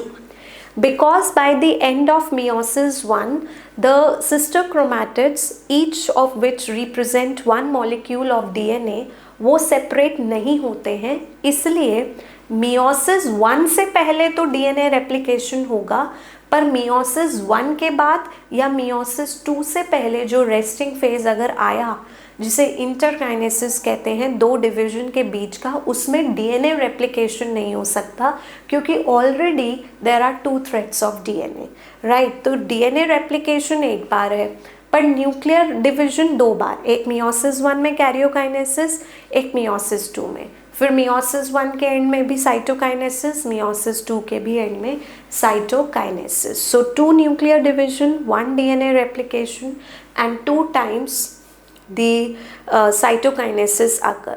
न्यूक्लियर डिवीजन में क्रोमैटिड डिवीजन एक बार है एनाफेज 2 में, और क्रोमोसोम्स का सेग्रीगेशन एक बार है विच इज एनाफेज 1 में। अब देखते हैं, सबसे पहले है right 1 DNA replication, right 1 chromosome division, right, which is anaphase 1। तो ये करेक्ट है, पर फिर भी हम बाकी स्टेटमेंट देखते हैं। 2 nuclear division, right, 2 cycle of DNA replication, wrong, यही गलत हो गया। 2 क्रोमोसोम डिवीजन भी नहीं, एक बार ही क्रोमोसोम अलग होते हैं, फिर क्रोमैटिड अलग होंगे। 2 न्यूक्लियर डिवीजन ठीक है, 2 डीएनए रेप्लिकेशन गलत है, 1 और 2 टाइम्स साइटोप्लाज्मिक डिवीजन ये भी गलत है। 2 nuclear division, 2 interface, 2 cycle of DNA replication. DNA replication एक ही बार होना है, तो ओनली ऑप्शन 1 इज करेक्ट। यही इसमें ध्यान रखना है कि डीएनए रेप्लिकेशन सिर्फ और सिर्फ एक बार ही होगा, ठीक है। Which of the following is not a significance of meiosis? जैसे मैंने आपको पहले बोला था, please do read this segment significance of mitosis and meiosis properly, book से लाइन बाय लाइन इम्पॉर्टेंट है, क्वेश्चन आ जाता है और स्कोरिंग भी होता है। तो मियोसिस एवोल्यूशन में यस, क्योंकि वो वेरिएबिलिटी लेके आता है, वेरिएशंस आती हैं, स्पीसिएशन हो सकता है, evolution, genetic variability yes, reduction of number of chromosome from one generation to the next, yes it leads to half the number of chromosome, correct, ये भी करेक्ट है, उसका सिग्निफिकेंस है, पर मुझसे तो पूछा था not a significance. 4th maintains genetic complement identical in species, identical mitosis में हो सकता है as there is no recombination event, तो ये जो है मियोसिस में नहीं होगा, हेंस नॉट के केस में तो ऑप्शन नंबर 4 ही जाएगा, ये उसका सिग्निफिकेंस नहीं है। Next question, Golgi complex and ER are reform during, तो गोल्जी कॉम्प्लेक्स और ईआर कब रीफॉर्म होते हैं?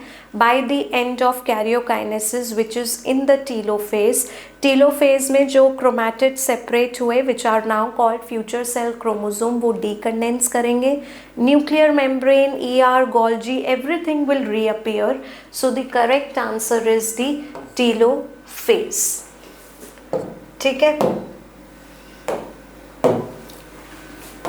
Then question 52, when a diploid cell undergoes mitosis the resultant cells are, तो अभी क्योंकि इस पे क्या क्या इम्पोर्टेंट है, एक तो डिप्लॉइड सेल का हो रहा है, क्या हो रहा है, mitosis which is an equational division, है ना, the number of chromosome remains same in the parent and the daughter cell, और मुझे डॉटर सेल में ही बताना है, तो they will be diploid only, क्योंकि ये रिडक्शनल है। हैप्लॉइड मियोसिस में होता है 75% हैप्लॉइड, ये तो केसेस होते ही नहीं हैं, सो the correct option is option number 4 which is diploid. Important चीज़ें ही मेनली आपको मार्क करनी है, correct. So question 53, the ratio exist between the number of karyokinesis and DNA replication during meiosis।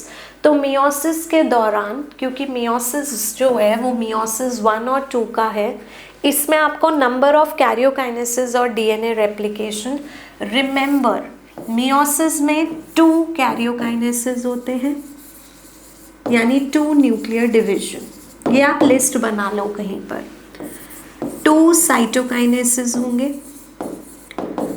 पर जैसे मैंने कहा कि रेप्लिकेशन एक ही बार होगा, क्योंकि मियोसिस 1 के एंड में भी अभी 2 थ्रेड ऑफ डीएनए यानी क्रोमैटिड्स एक ही साथ हैं, तो दोबारा रेप्लिकेशन अभी करने का वो ही नहीं है, there is no logic behind, and there will be 1 chromosome division which is during anaphase 1, ठीक है, जहाँ पर होमोलोगस क्रोमोसोम्स डिवाइड हो जाएंगे, और 1 क्रोमैटिड डिविजन जो कि होगा एनाफेज 2 के टाइम। तो ये एक कॉन्सेप्ट शीट आप बना लीजिए, माइंड मैप अपने लिए। अब इससे रिलेटेड कोई भी ऊपर नीचे क्वेश्चन आया आप कर सकते हैं। तो अभी आपसे पूछा है number of karyokinesis and DNA replication का रेशियो, तो 2:1 होना चाहिए। 2 कैरियोकाइनेसिस होंगे और 1 रेप्लिकेशन का राउंड होगा। Option number 2 is the correct option. ठीक है, समझ आ गया। नेक्स्ट करिए आप फटाफट। Centriole begin to move to the opposite pole of the cell during, important है, प्रोफेज की स्टार्टिंग में ही लिखा है, the duplicated centriole start moving towards the pole. इसमें कई बार क्योंकि ढंग से नहीं पढ़ते, कॉन्सेप्ट सही से नहीं पता है, तो मेटाफेज भी हो जाता है कई बच्चों से टिक, वो गलती आप मत करना।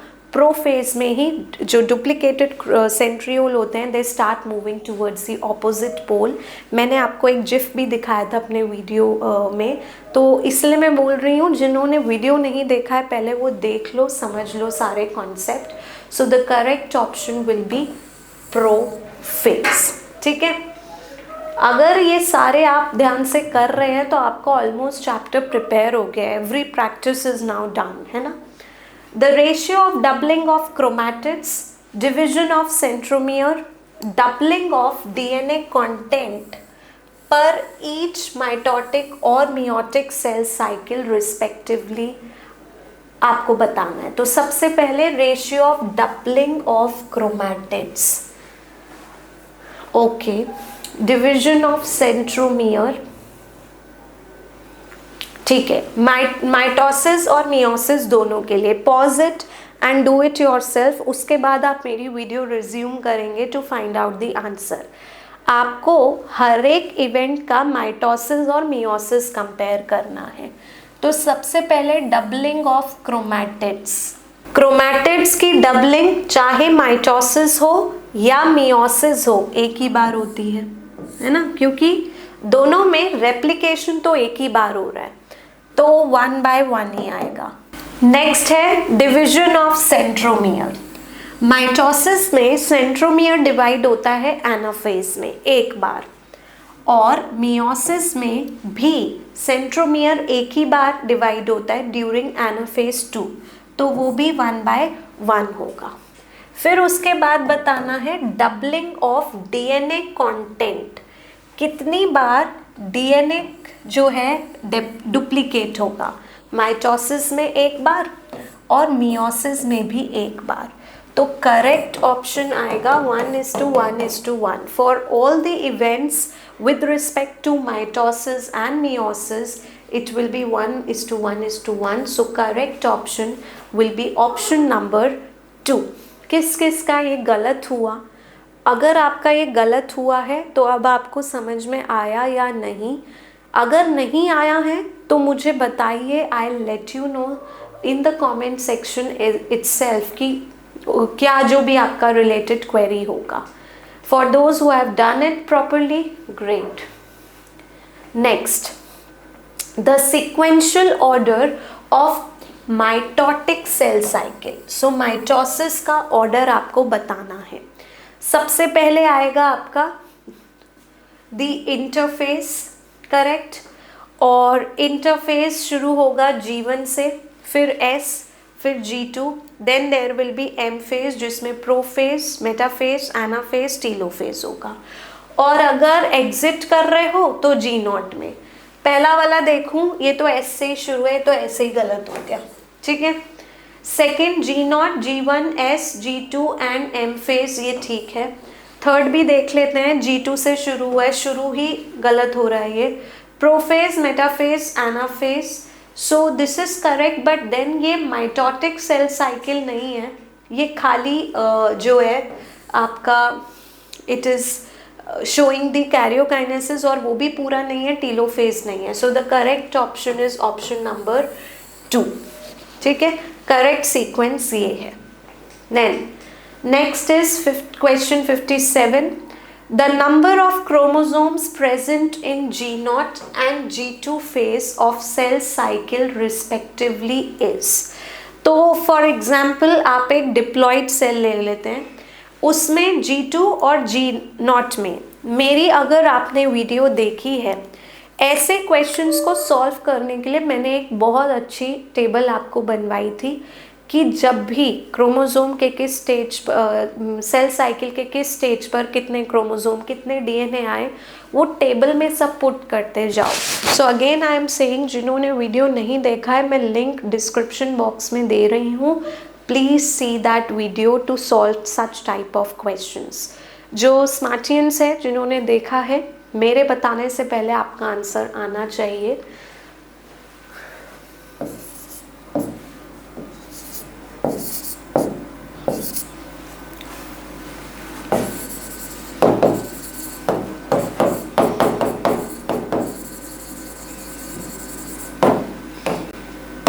देखिए, अगर मैं एक डिप्लॉयड सेल लूँ तो G1 में क्रोमोसोम नंबर 2n रहेगा और डीएनए का अमाउंट फॉर एग्जांपल 2C है. ठीक है, S में क्योंकि डुप्लीकेशन हुआ तो डीएनए कंटेंट तो बढ़ा, but chromosome number still remain the same. जैसा मैंने पहले कहा था, पहले एक थ्रेड ऑफ डीएनए एक क्रोमोसोम था, अब 2 थ्रेड ऑफ डीएनए एक क्रोमोसोम है, and each thread represents the chromatid. One chromatid is one thread of double stranded DNA. So the chromosome number will remain same, but the DNA content will double. G0 में again 2n and this is 4C. और अगर फिर mitosis देखोगे तो mitosis के and में chromosome number तो same ही रहता है, बट डीएनए का अमाउंट रिड्यूस हो जाता है 2C वापस, है ना. G0 में अगर मैं बात करूँ, that is a special case.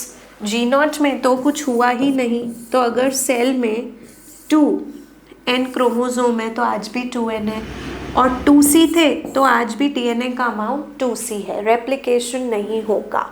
अब आपसे पूछा है number of chromosomes in G0 and G2 phase, तो G0 में भी 2n, G2 में भी 2n, यानी 1:1. फॉर एग्जाम्पल 2n 10 है तो दोनों में 10/10, 1:1 इज द करेक्ट आंसर.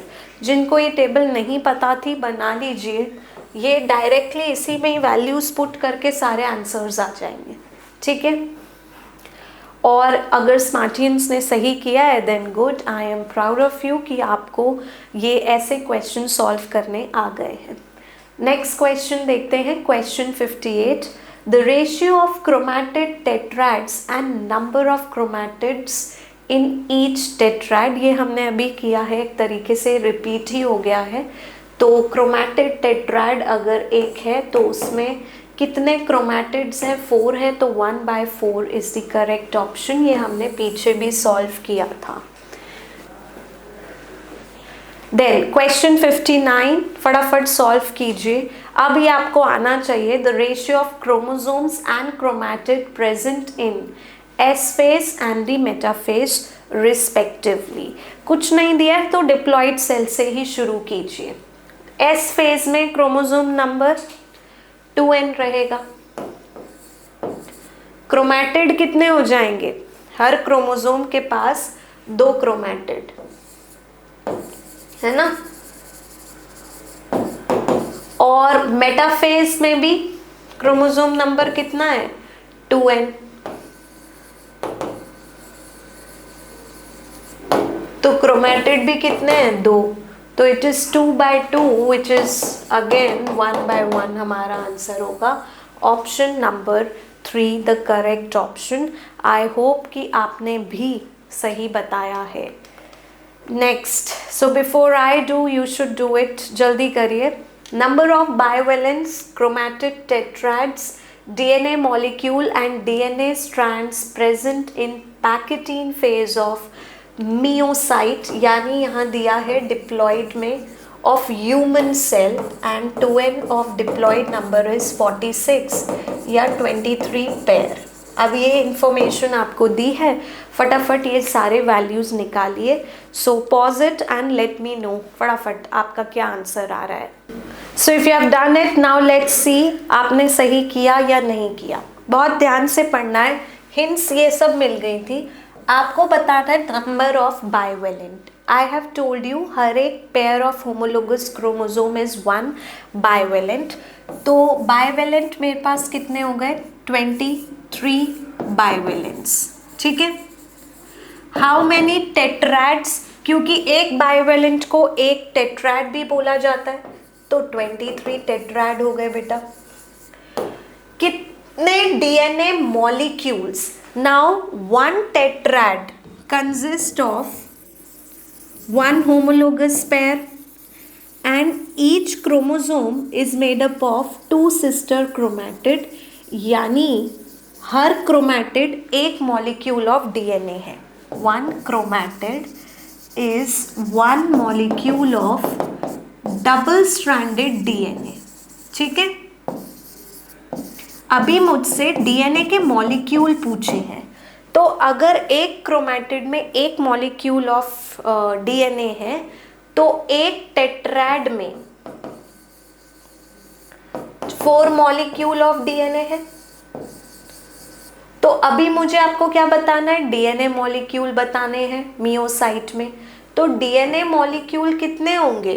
23 टेट्रैड है, तो 23 into 4 which comes out to be 92 molecule of DNA। ठीक है, इतना क्लियर हो गया सबको। अब क्वेश्चन है स्ट्रैंड्स बताइए। डीएनए स्ट्रैंड, मैंने बोला कि एक क्रोमैटिड में एक मॉलिक्यूल है डबल स्ट्रैंडेड डीएनए का, यानी one chromatid has 2 strands of DNA, है ना? 2 strands डीएनए या 1 मॉलिक्यूल ऑफ डीएनए, क्योंकि एक डीएनए 2 स्ट्रैंड का बना है। तो एक बाइवेलेंट में बेटा कितने हो जाएंगे? अगर एक क्रोमैटिड में 2 स्ट्रैंड है तो 4 क्रोमैटिड में 8 strands ऑफ डीएनए। करेक्ट। तो आपको बताना है कि 23 टेट्राइड में कितने स्ट्रैंड्स होंगे डीएनए के? 23 टेट्राइड में अगर एक टेट्राइड में 8 स्ट्रैंड है तो 23 into 8 which is 184 strands of DNA. Correct. तो हमारे आंसर्स देखिए क्या क्या आए। We have got 23 bivalents, 23 tetrads, 92 DNA molecule, क्योंकि एक टेट्राड जो है वो 4 डीएनए मॉलिक्यूल के बराबर है, एंड 184 स्ट्रैंड ऑफ डीएनए, क्योंकि एक टेट्राड 8 स्ट्रैंड्स ऑफ डीएनए के बराबर है। सो 23, 23, 92, 184, option number 2 is the correct option. बहुत अच्छा क्वेश्चन था, वेरी इम्पॉर्टेंट, एंड अगर ये आपका सही निकला है आंसर, कूडोज टू यू, क्योंकि ये अगर आपका ये सही हुआ है मतलब you have understood everything, so good. In G1 phase of cell cycle, each chromosome duplicates into 2 chromatids। G1 phase में हर एक क्रोमोसोम डुप्लीकेट करता है, ये एक गलत स्टेटमेंट है, क्योंकि डुप्लीकेशन G1 में नहीं S फेज में होता है। तो फर्स्ट स्टेटमेंट तो मेरी गलत हो गई। Second, in G2 phase of cell cycle the chromosomal number becomes double in the somatic cell. जो क्रोमोसोम नंबर है वो कभी भी चेंज नहीं होता, डज नॉट चेंज, राइट। वो तो 2n ही रहता है, बस फर्क कितना होता है, पहले एक स्ट्रैंड, एक मॉलिक्यूल ऑफ डीएनए, एक क्रोमोसोम था, अब 2 मिलकर एक बन गए हैं। तो G2 में क्रोमोसोम नंबर डबल नहीं होगा, ये भी स्टेटमेंट गलत हो गई। थर्ड है in S phase DNA polymerase duplicate the chromatid number in the chromosome. Yes we can say, क्योंकि पहले एक क्रोमैटिड एक क्रोमोसोम था, क्योंकि अब डीएनए रेप्लिकेशन हुआ जो कि डीएनए पॉलीमरेज एंजाइम करेगी, तो अब एक क्रोमोसोम में 2 क्रोमैटिड हो जाएंगे। तो यस ये सही स्टेटमेंट है, ठीक है। पर फोर्थ स्टेटमेंट भी देख लेते हैं। इन G2 phase 4 DNA molecules are formed in each chromosome। Her chromosome में 2 DNA मॉलिक्यूल होते हैं, ना कि ना 4, बट हाँ अगर आप स्ट्रैंड बोलते तो 4 हो जाते, ठीक है। So correct option is option number 3। तो स्टेटमेंट 3 सही है। स्टेटमेंट बेस्ड क्वेश्चंस आने लगे हैं, तो statement 3 is the correct statement. Now the next question, haploid cell also divide by mitosis in some lower plants, in some social insects, in some in higher plants, higher animal। अब इसमें से कौन कौन सा सही है? जैसा मैंने आपको बोला कि सिग्निफिकेंस ऑफ माइटोसिस और मियोसिस लाइन बाय लाइन देख लो बुक में, ये वहीं से ही आया बेटा क्वेश्चन। पहला आपके उसमें लिखा है कि mitosis occur in diploid cell only, significance of mitosis के पैराग्राफ में। फिर नेक्स्ट पॉइंट में दे हैव रिटन कि mitosis also occur in some social insects and some lower plants. So option number 1 which is statement 1 and 2 यही सही है, ठीक है। Then which of the following are not found at the end of the prophase? ये multiple select वाले question है जहाँ पर आपको 4 में से या 5 में से कुछ स्टेटमेंट्स या ऑप्शन सेलेक्ट करने पड़ेंगे। तो इसमें से एंड ऑफ प्रोफेज में आपको कौन नहीं दिखेगा? Not found. तो प्रोफेज के एंड में गोल्जी बॉडी, ईआर, न्यूक्लियोलस और न्यूक्लियर एनवलप सारे ही डिसअपियर हो जाते हैं। सो 1, 2, 3 and 4 यानी ऑप्शन 1 ही सही है, कोई भी नहीं दिखेगा इसमें से, है ना। अब क्योंकि ये सब डिसअपियर होंगे और क्रोमोसोम्स यानी क्रोमैटिड्स का सेपरेशन होगा। Sister chromatids of chromosomes are always identical in. तो कॉम्बिनेशन में सिलेक्शन वाले क्वेश्चन है। अभी आपसे इन्होंने पूछा है कि क्रोमोसोम्स के जो सिस्टर क्रोमैटिड्स हैं वो हमेशा आइडेंटिकल होंगे किस केस में? माइटोसिस में तो होंगे ही, क्योंकि वहाँ पर तो क्रॉसिंग ओवर हुआ ही नहीं। तो माइटोसिस वाली स्टेज है मेटाफेज, ये सही है, ठीक है। जाइगोटीन में खाली पेयरिंग हुई है, अभी क्रॉसिंग ओवर नहीं हुआ है, तो इसमें भी दोनों क्रोमैटिड्स एग्जैक्टली सेम होंगे because they are representing the replicated DNA and hence the genes will be same. तो जाइगोटीन सही है। डिप्लोटीन पैकेटीन के बाद आता है और पैकेटीन में क्रॉसिंग ओवर हो जाती है, तो ये आइडेंटिकल नहीं रहेंगे क्योंकि इतना एक क्रोमैटिड में एक्सचेंज हो चुका होगा with the non sister one. Metaphase 2 में, मेटाफेज 2 में भी नहीं होगा क्योंकि मेटाफेज 2 में आपके क्रोमैटिड्स जो हैं सिस्टर क्रोमैटिड्स जुड़े हैं, बट वो सिस्टर क्रोमैटिड एक्सचेंज करके आए हैं मियोसिस 1 में।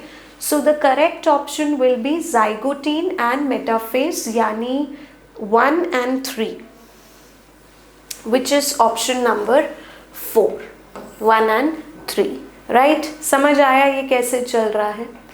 नेक्स्ट आप अटेम्प्ट करेंगे सबसे पहले मेरे बताने से पहले। Sister chromatids of okay, this one is repeated, we have done this. चलिए नेक्स्ट पे देखते हैं। Study the various events that occur in the various stages of the cell cycle, then the phase with the correct event. So correct को underline कर लें, सिर्फ correct वाला आपको बताना है कौन कौन सा है। कॉम्बिनेशंस मैंने दे दिए हैं, पढ़िए और बताइए मेरे से पहले, then you resume the video to see the explanation and the answer.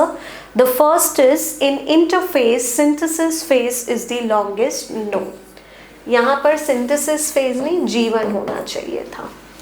DNA replication is started in G1 phase. No, It should be S phase. In G1 phase, a prochromosome has 2 chromatids. No, अभी तो replication ही नहीं हुआ. In G1 phase, a prochromosome has 1 chromatid. Yes.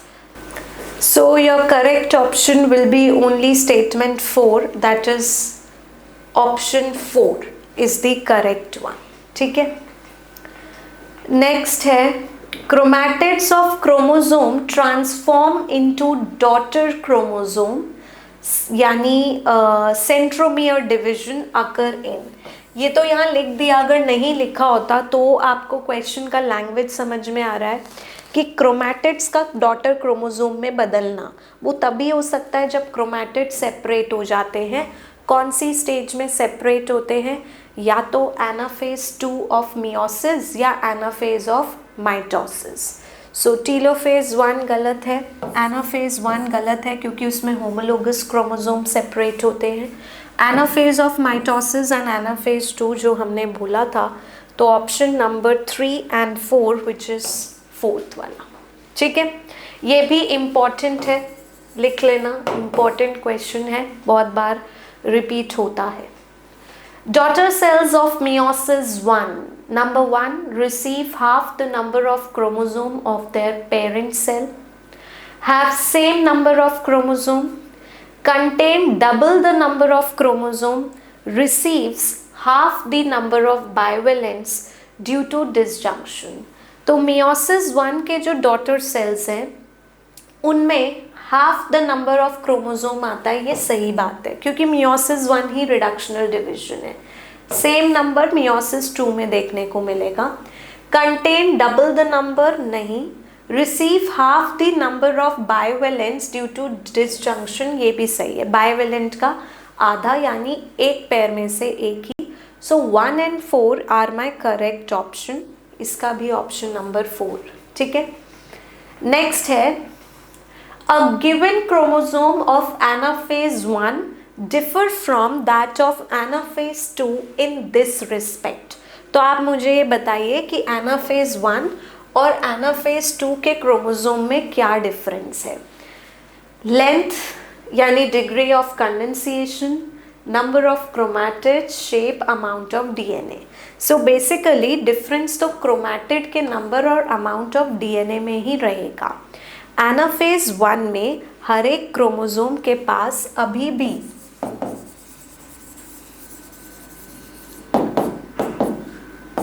और anaphase 2 है ना.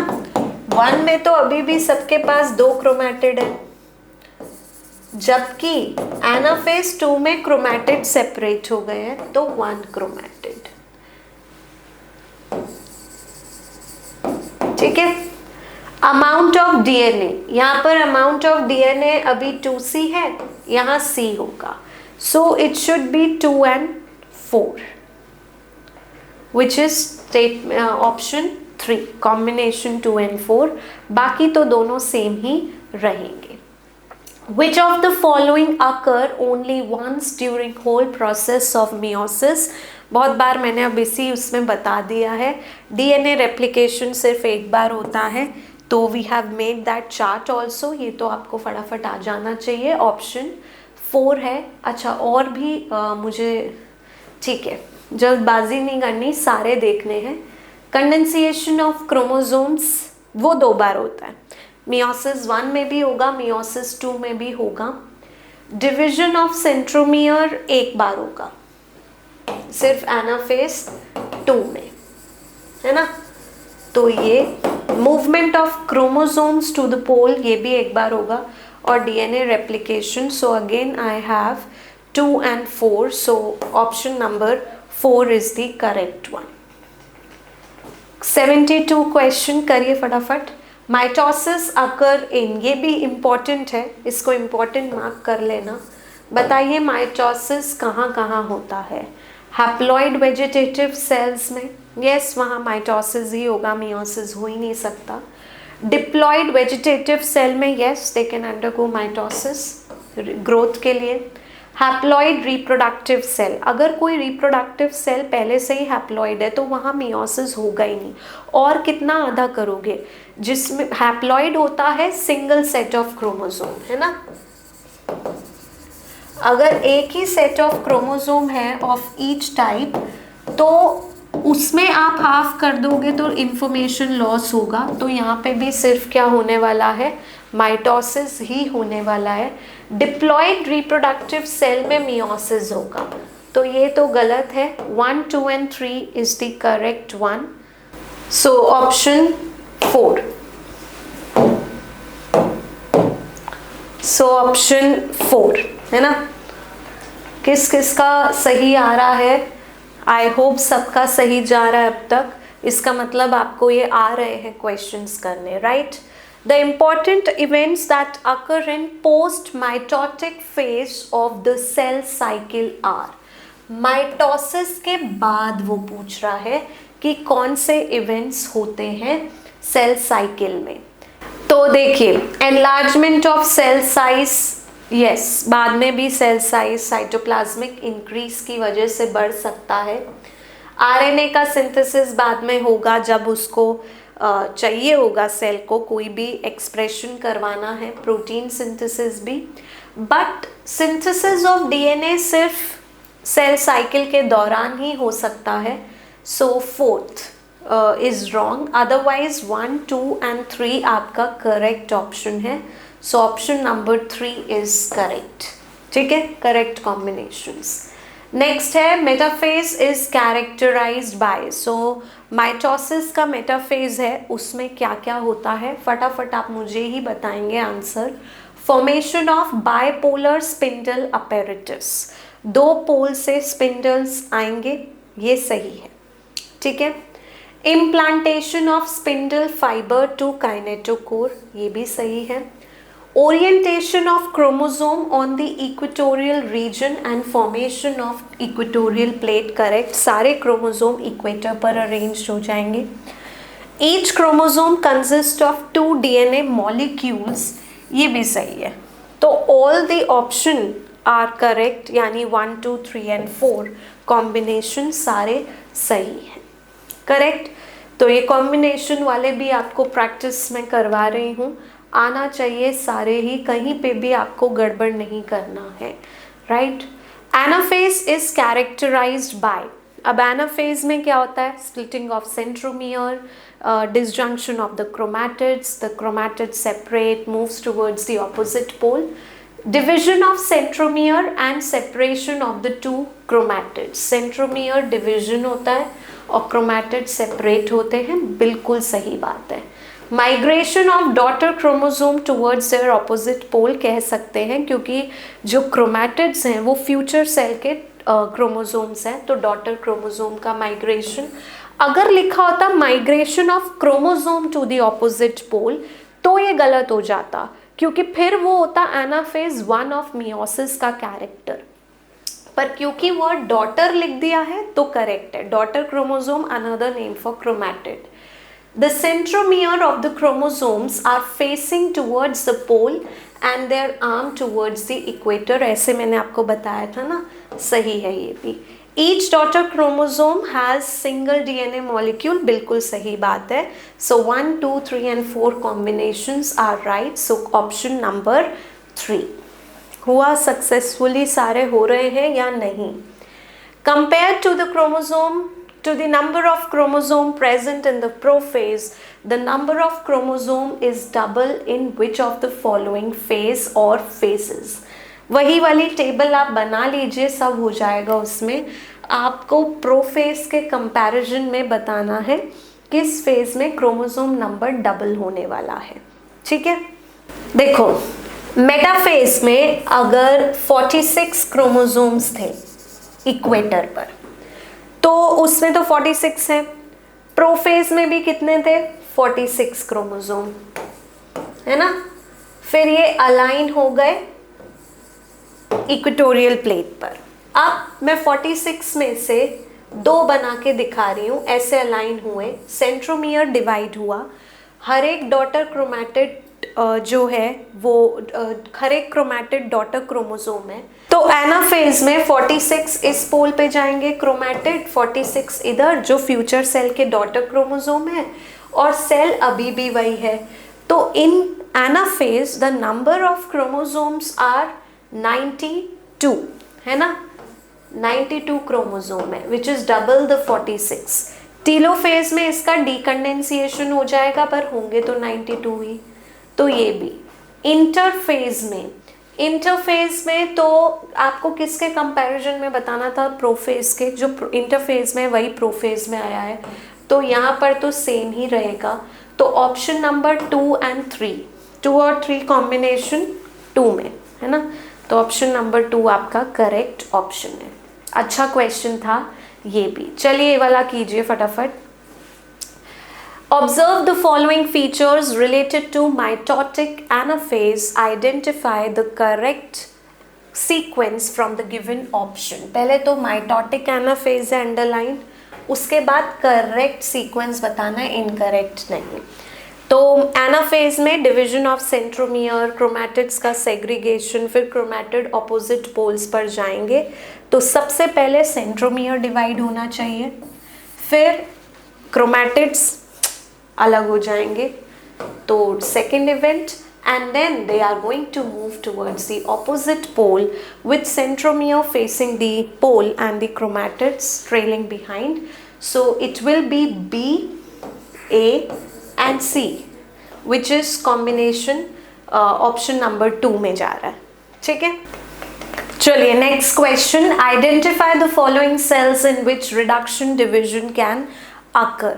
So you do this question, make sure that time management भी आप properly करें, हर क्वेश्चन में बहुत टाइम ना लगाएं। You should solve your biology part with in 40 minutes, कोशिश यही रहनी चाहिए, बिकॉज नीट में बेटा जो भी मेन स्ट्रैटेजी है वो कॉन्सेप्ट्स तो हैं ही जो आप पढ़ के जाएंगे, but the main thing is time management. उस 3 आवर्स के बाद पेपर सबको ही आता है, ऑलमोस्ट सब याद आ जाता है, उस 3 आवर्स के प्रेशर में सब याद रखना है। तो आपको टाइम टेकिंग, आपको टाइम अपना हर क्वेश्चन के लिए मैनेज करना है। फटाफट कीजिए, identify the following sales in which reduction division can occur. Reduction division पहले तो डिप्लॉइड सेल में होती है और कुछ रिप्रोडक्टिव सेल्स में होती है। तो somatic cells of plants, no, somatic cell reproduction में पार्ट नहीं लेते हैं सेक्सुअल रिप्रोडक्शन में, so they are not showing meiosis. Reproductive cells of animals, yes. Spore mother cell of plants, yes. Zygote, now see, zygote जो होता है वो diploid होता है, क्योंकि यहाँ पर सिर्फ zygote mentioned है। अगर मैं haploid organisms की बात करूँ तो उनके zygote में तो फिर meiosis होगा ही to restore their number, their ploidy number. Hence I will take yes for zygote as well, क्योंकि कुछ mention नहीं है तो मुझे पूरा एक generalize लेना है। मैं ये नहीं कह सकती कि zygote में meiosis हो ही नहीं सकता, meiosis हो सकता है।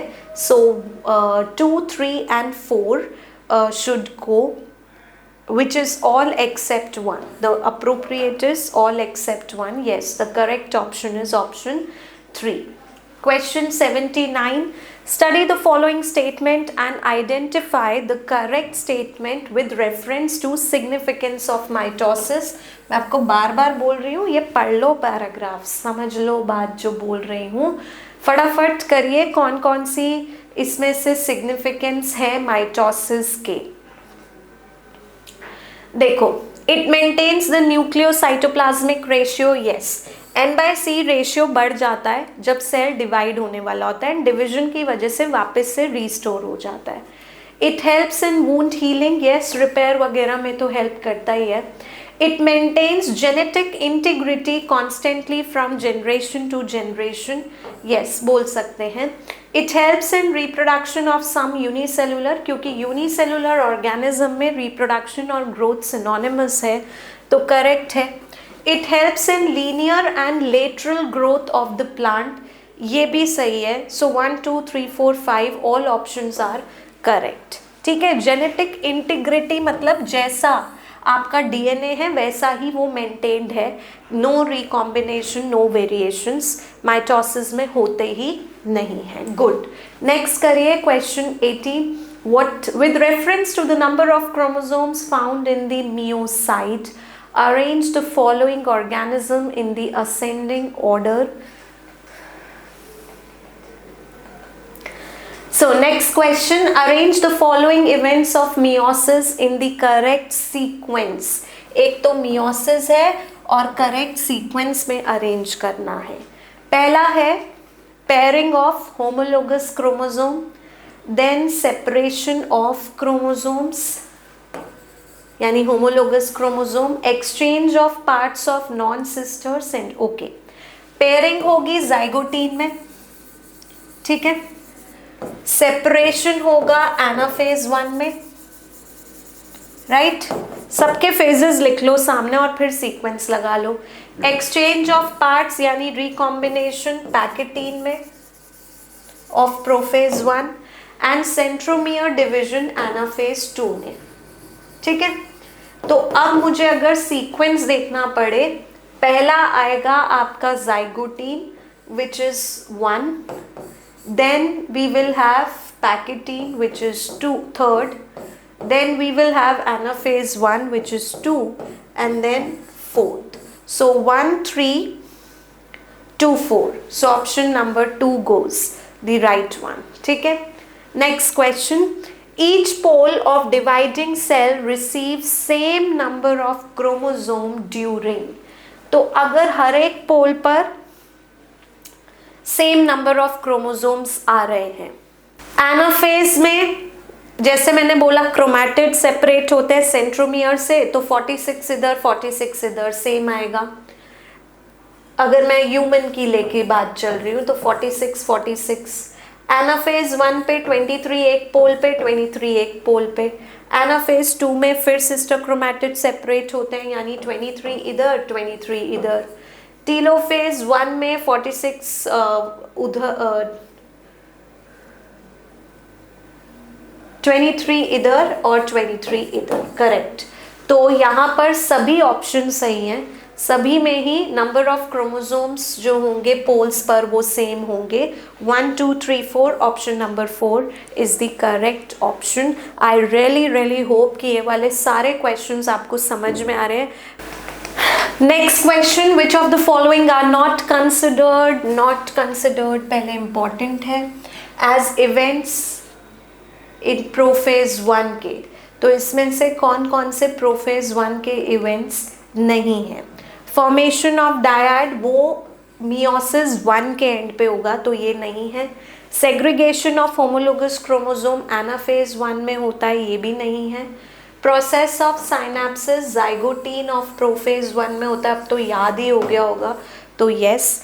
टर्मिनलाइजेशन ऑफ कियास्मेटा डायाकाइनेसिस में होता है जो कि प्रोफेज की लास्ट स्टेज है, तो ये भी सही है, यानी option number 3 and 4 is the correct option. So with this I end up the first part of this video. I'll definitely come up with the second part of this video where I am going to deal with question types, assertion and reason from this chapter and the match the following.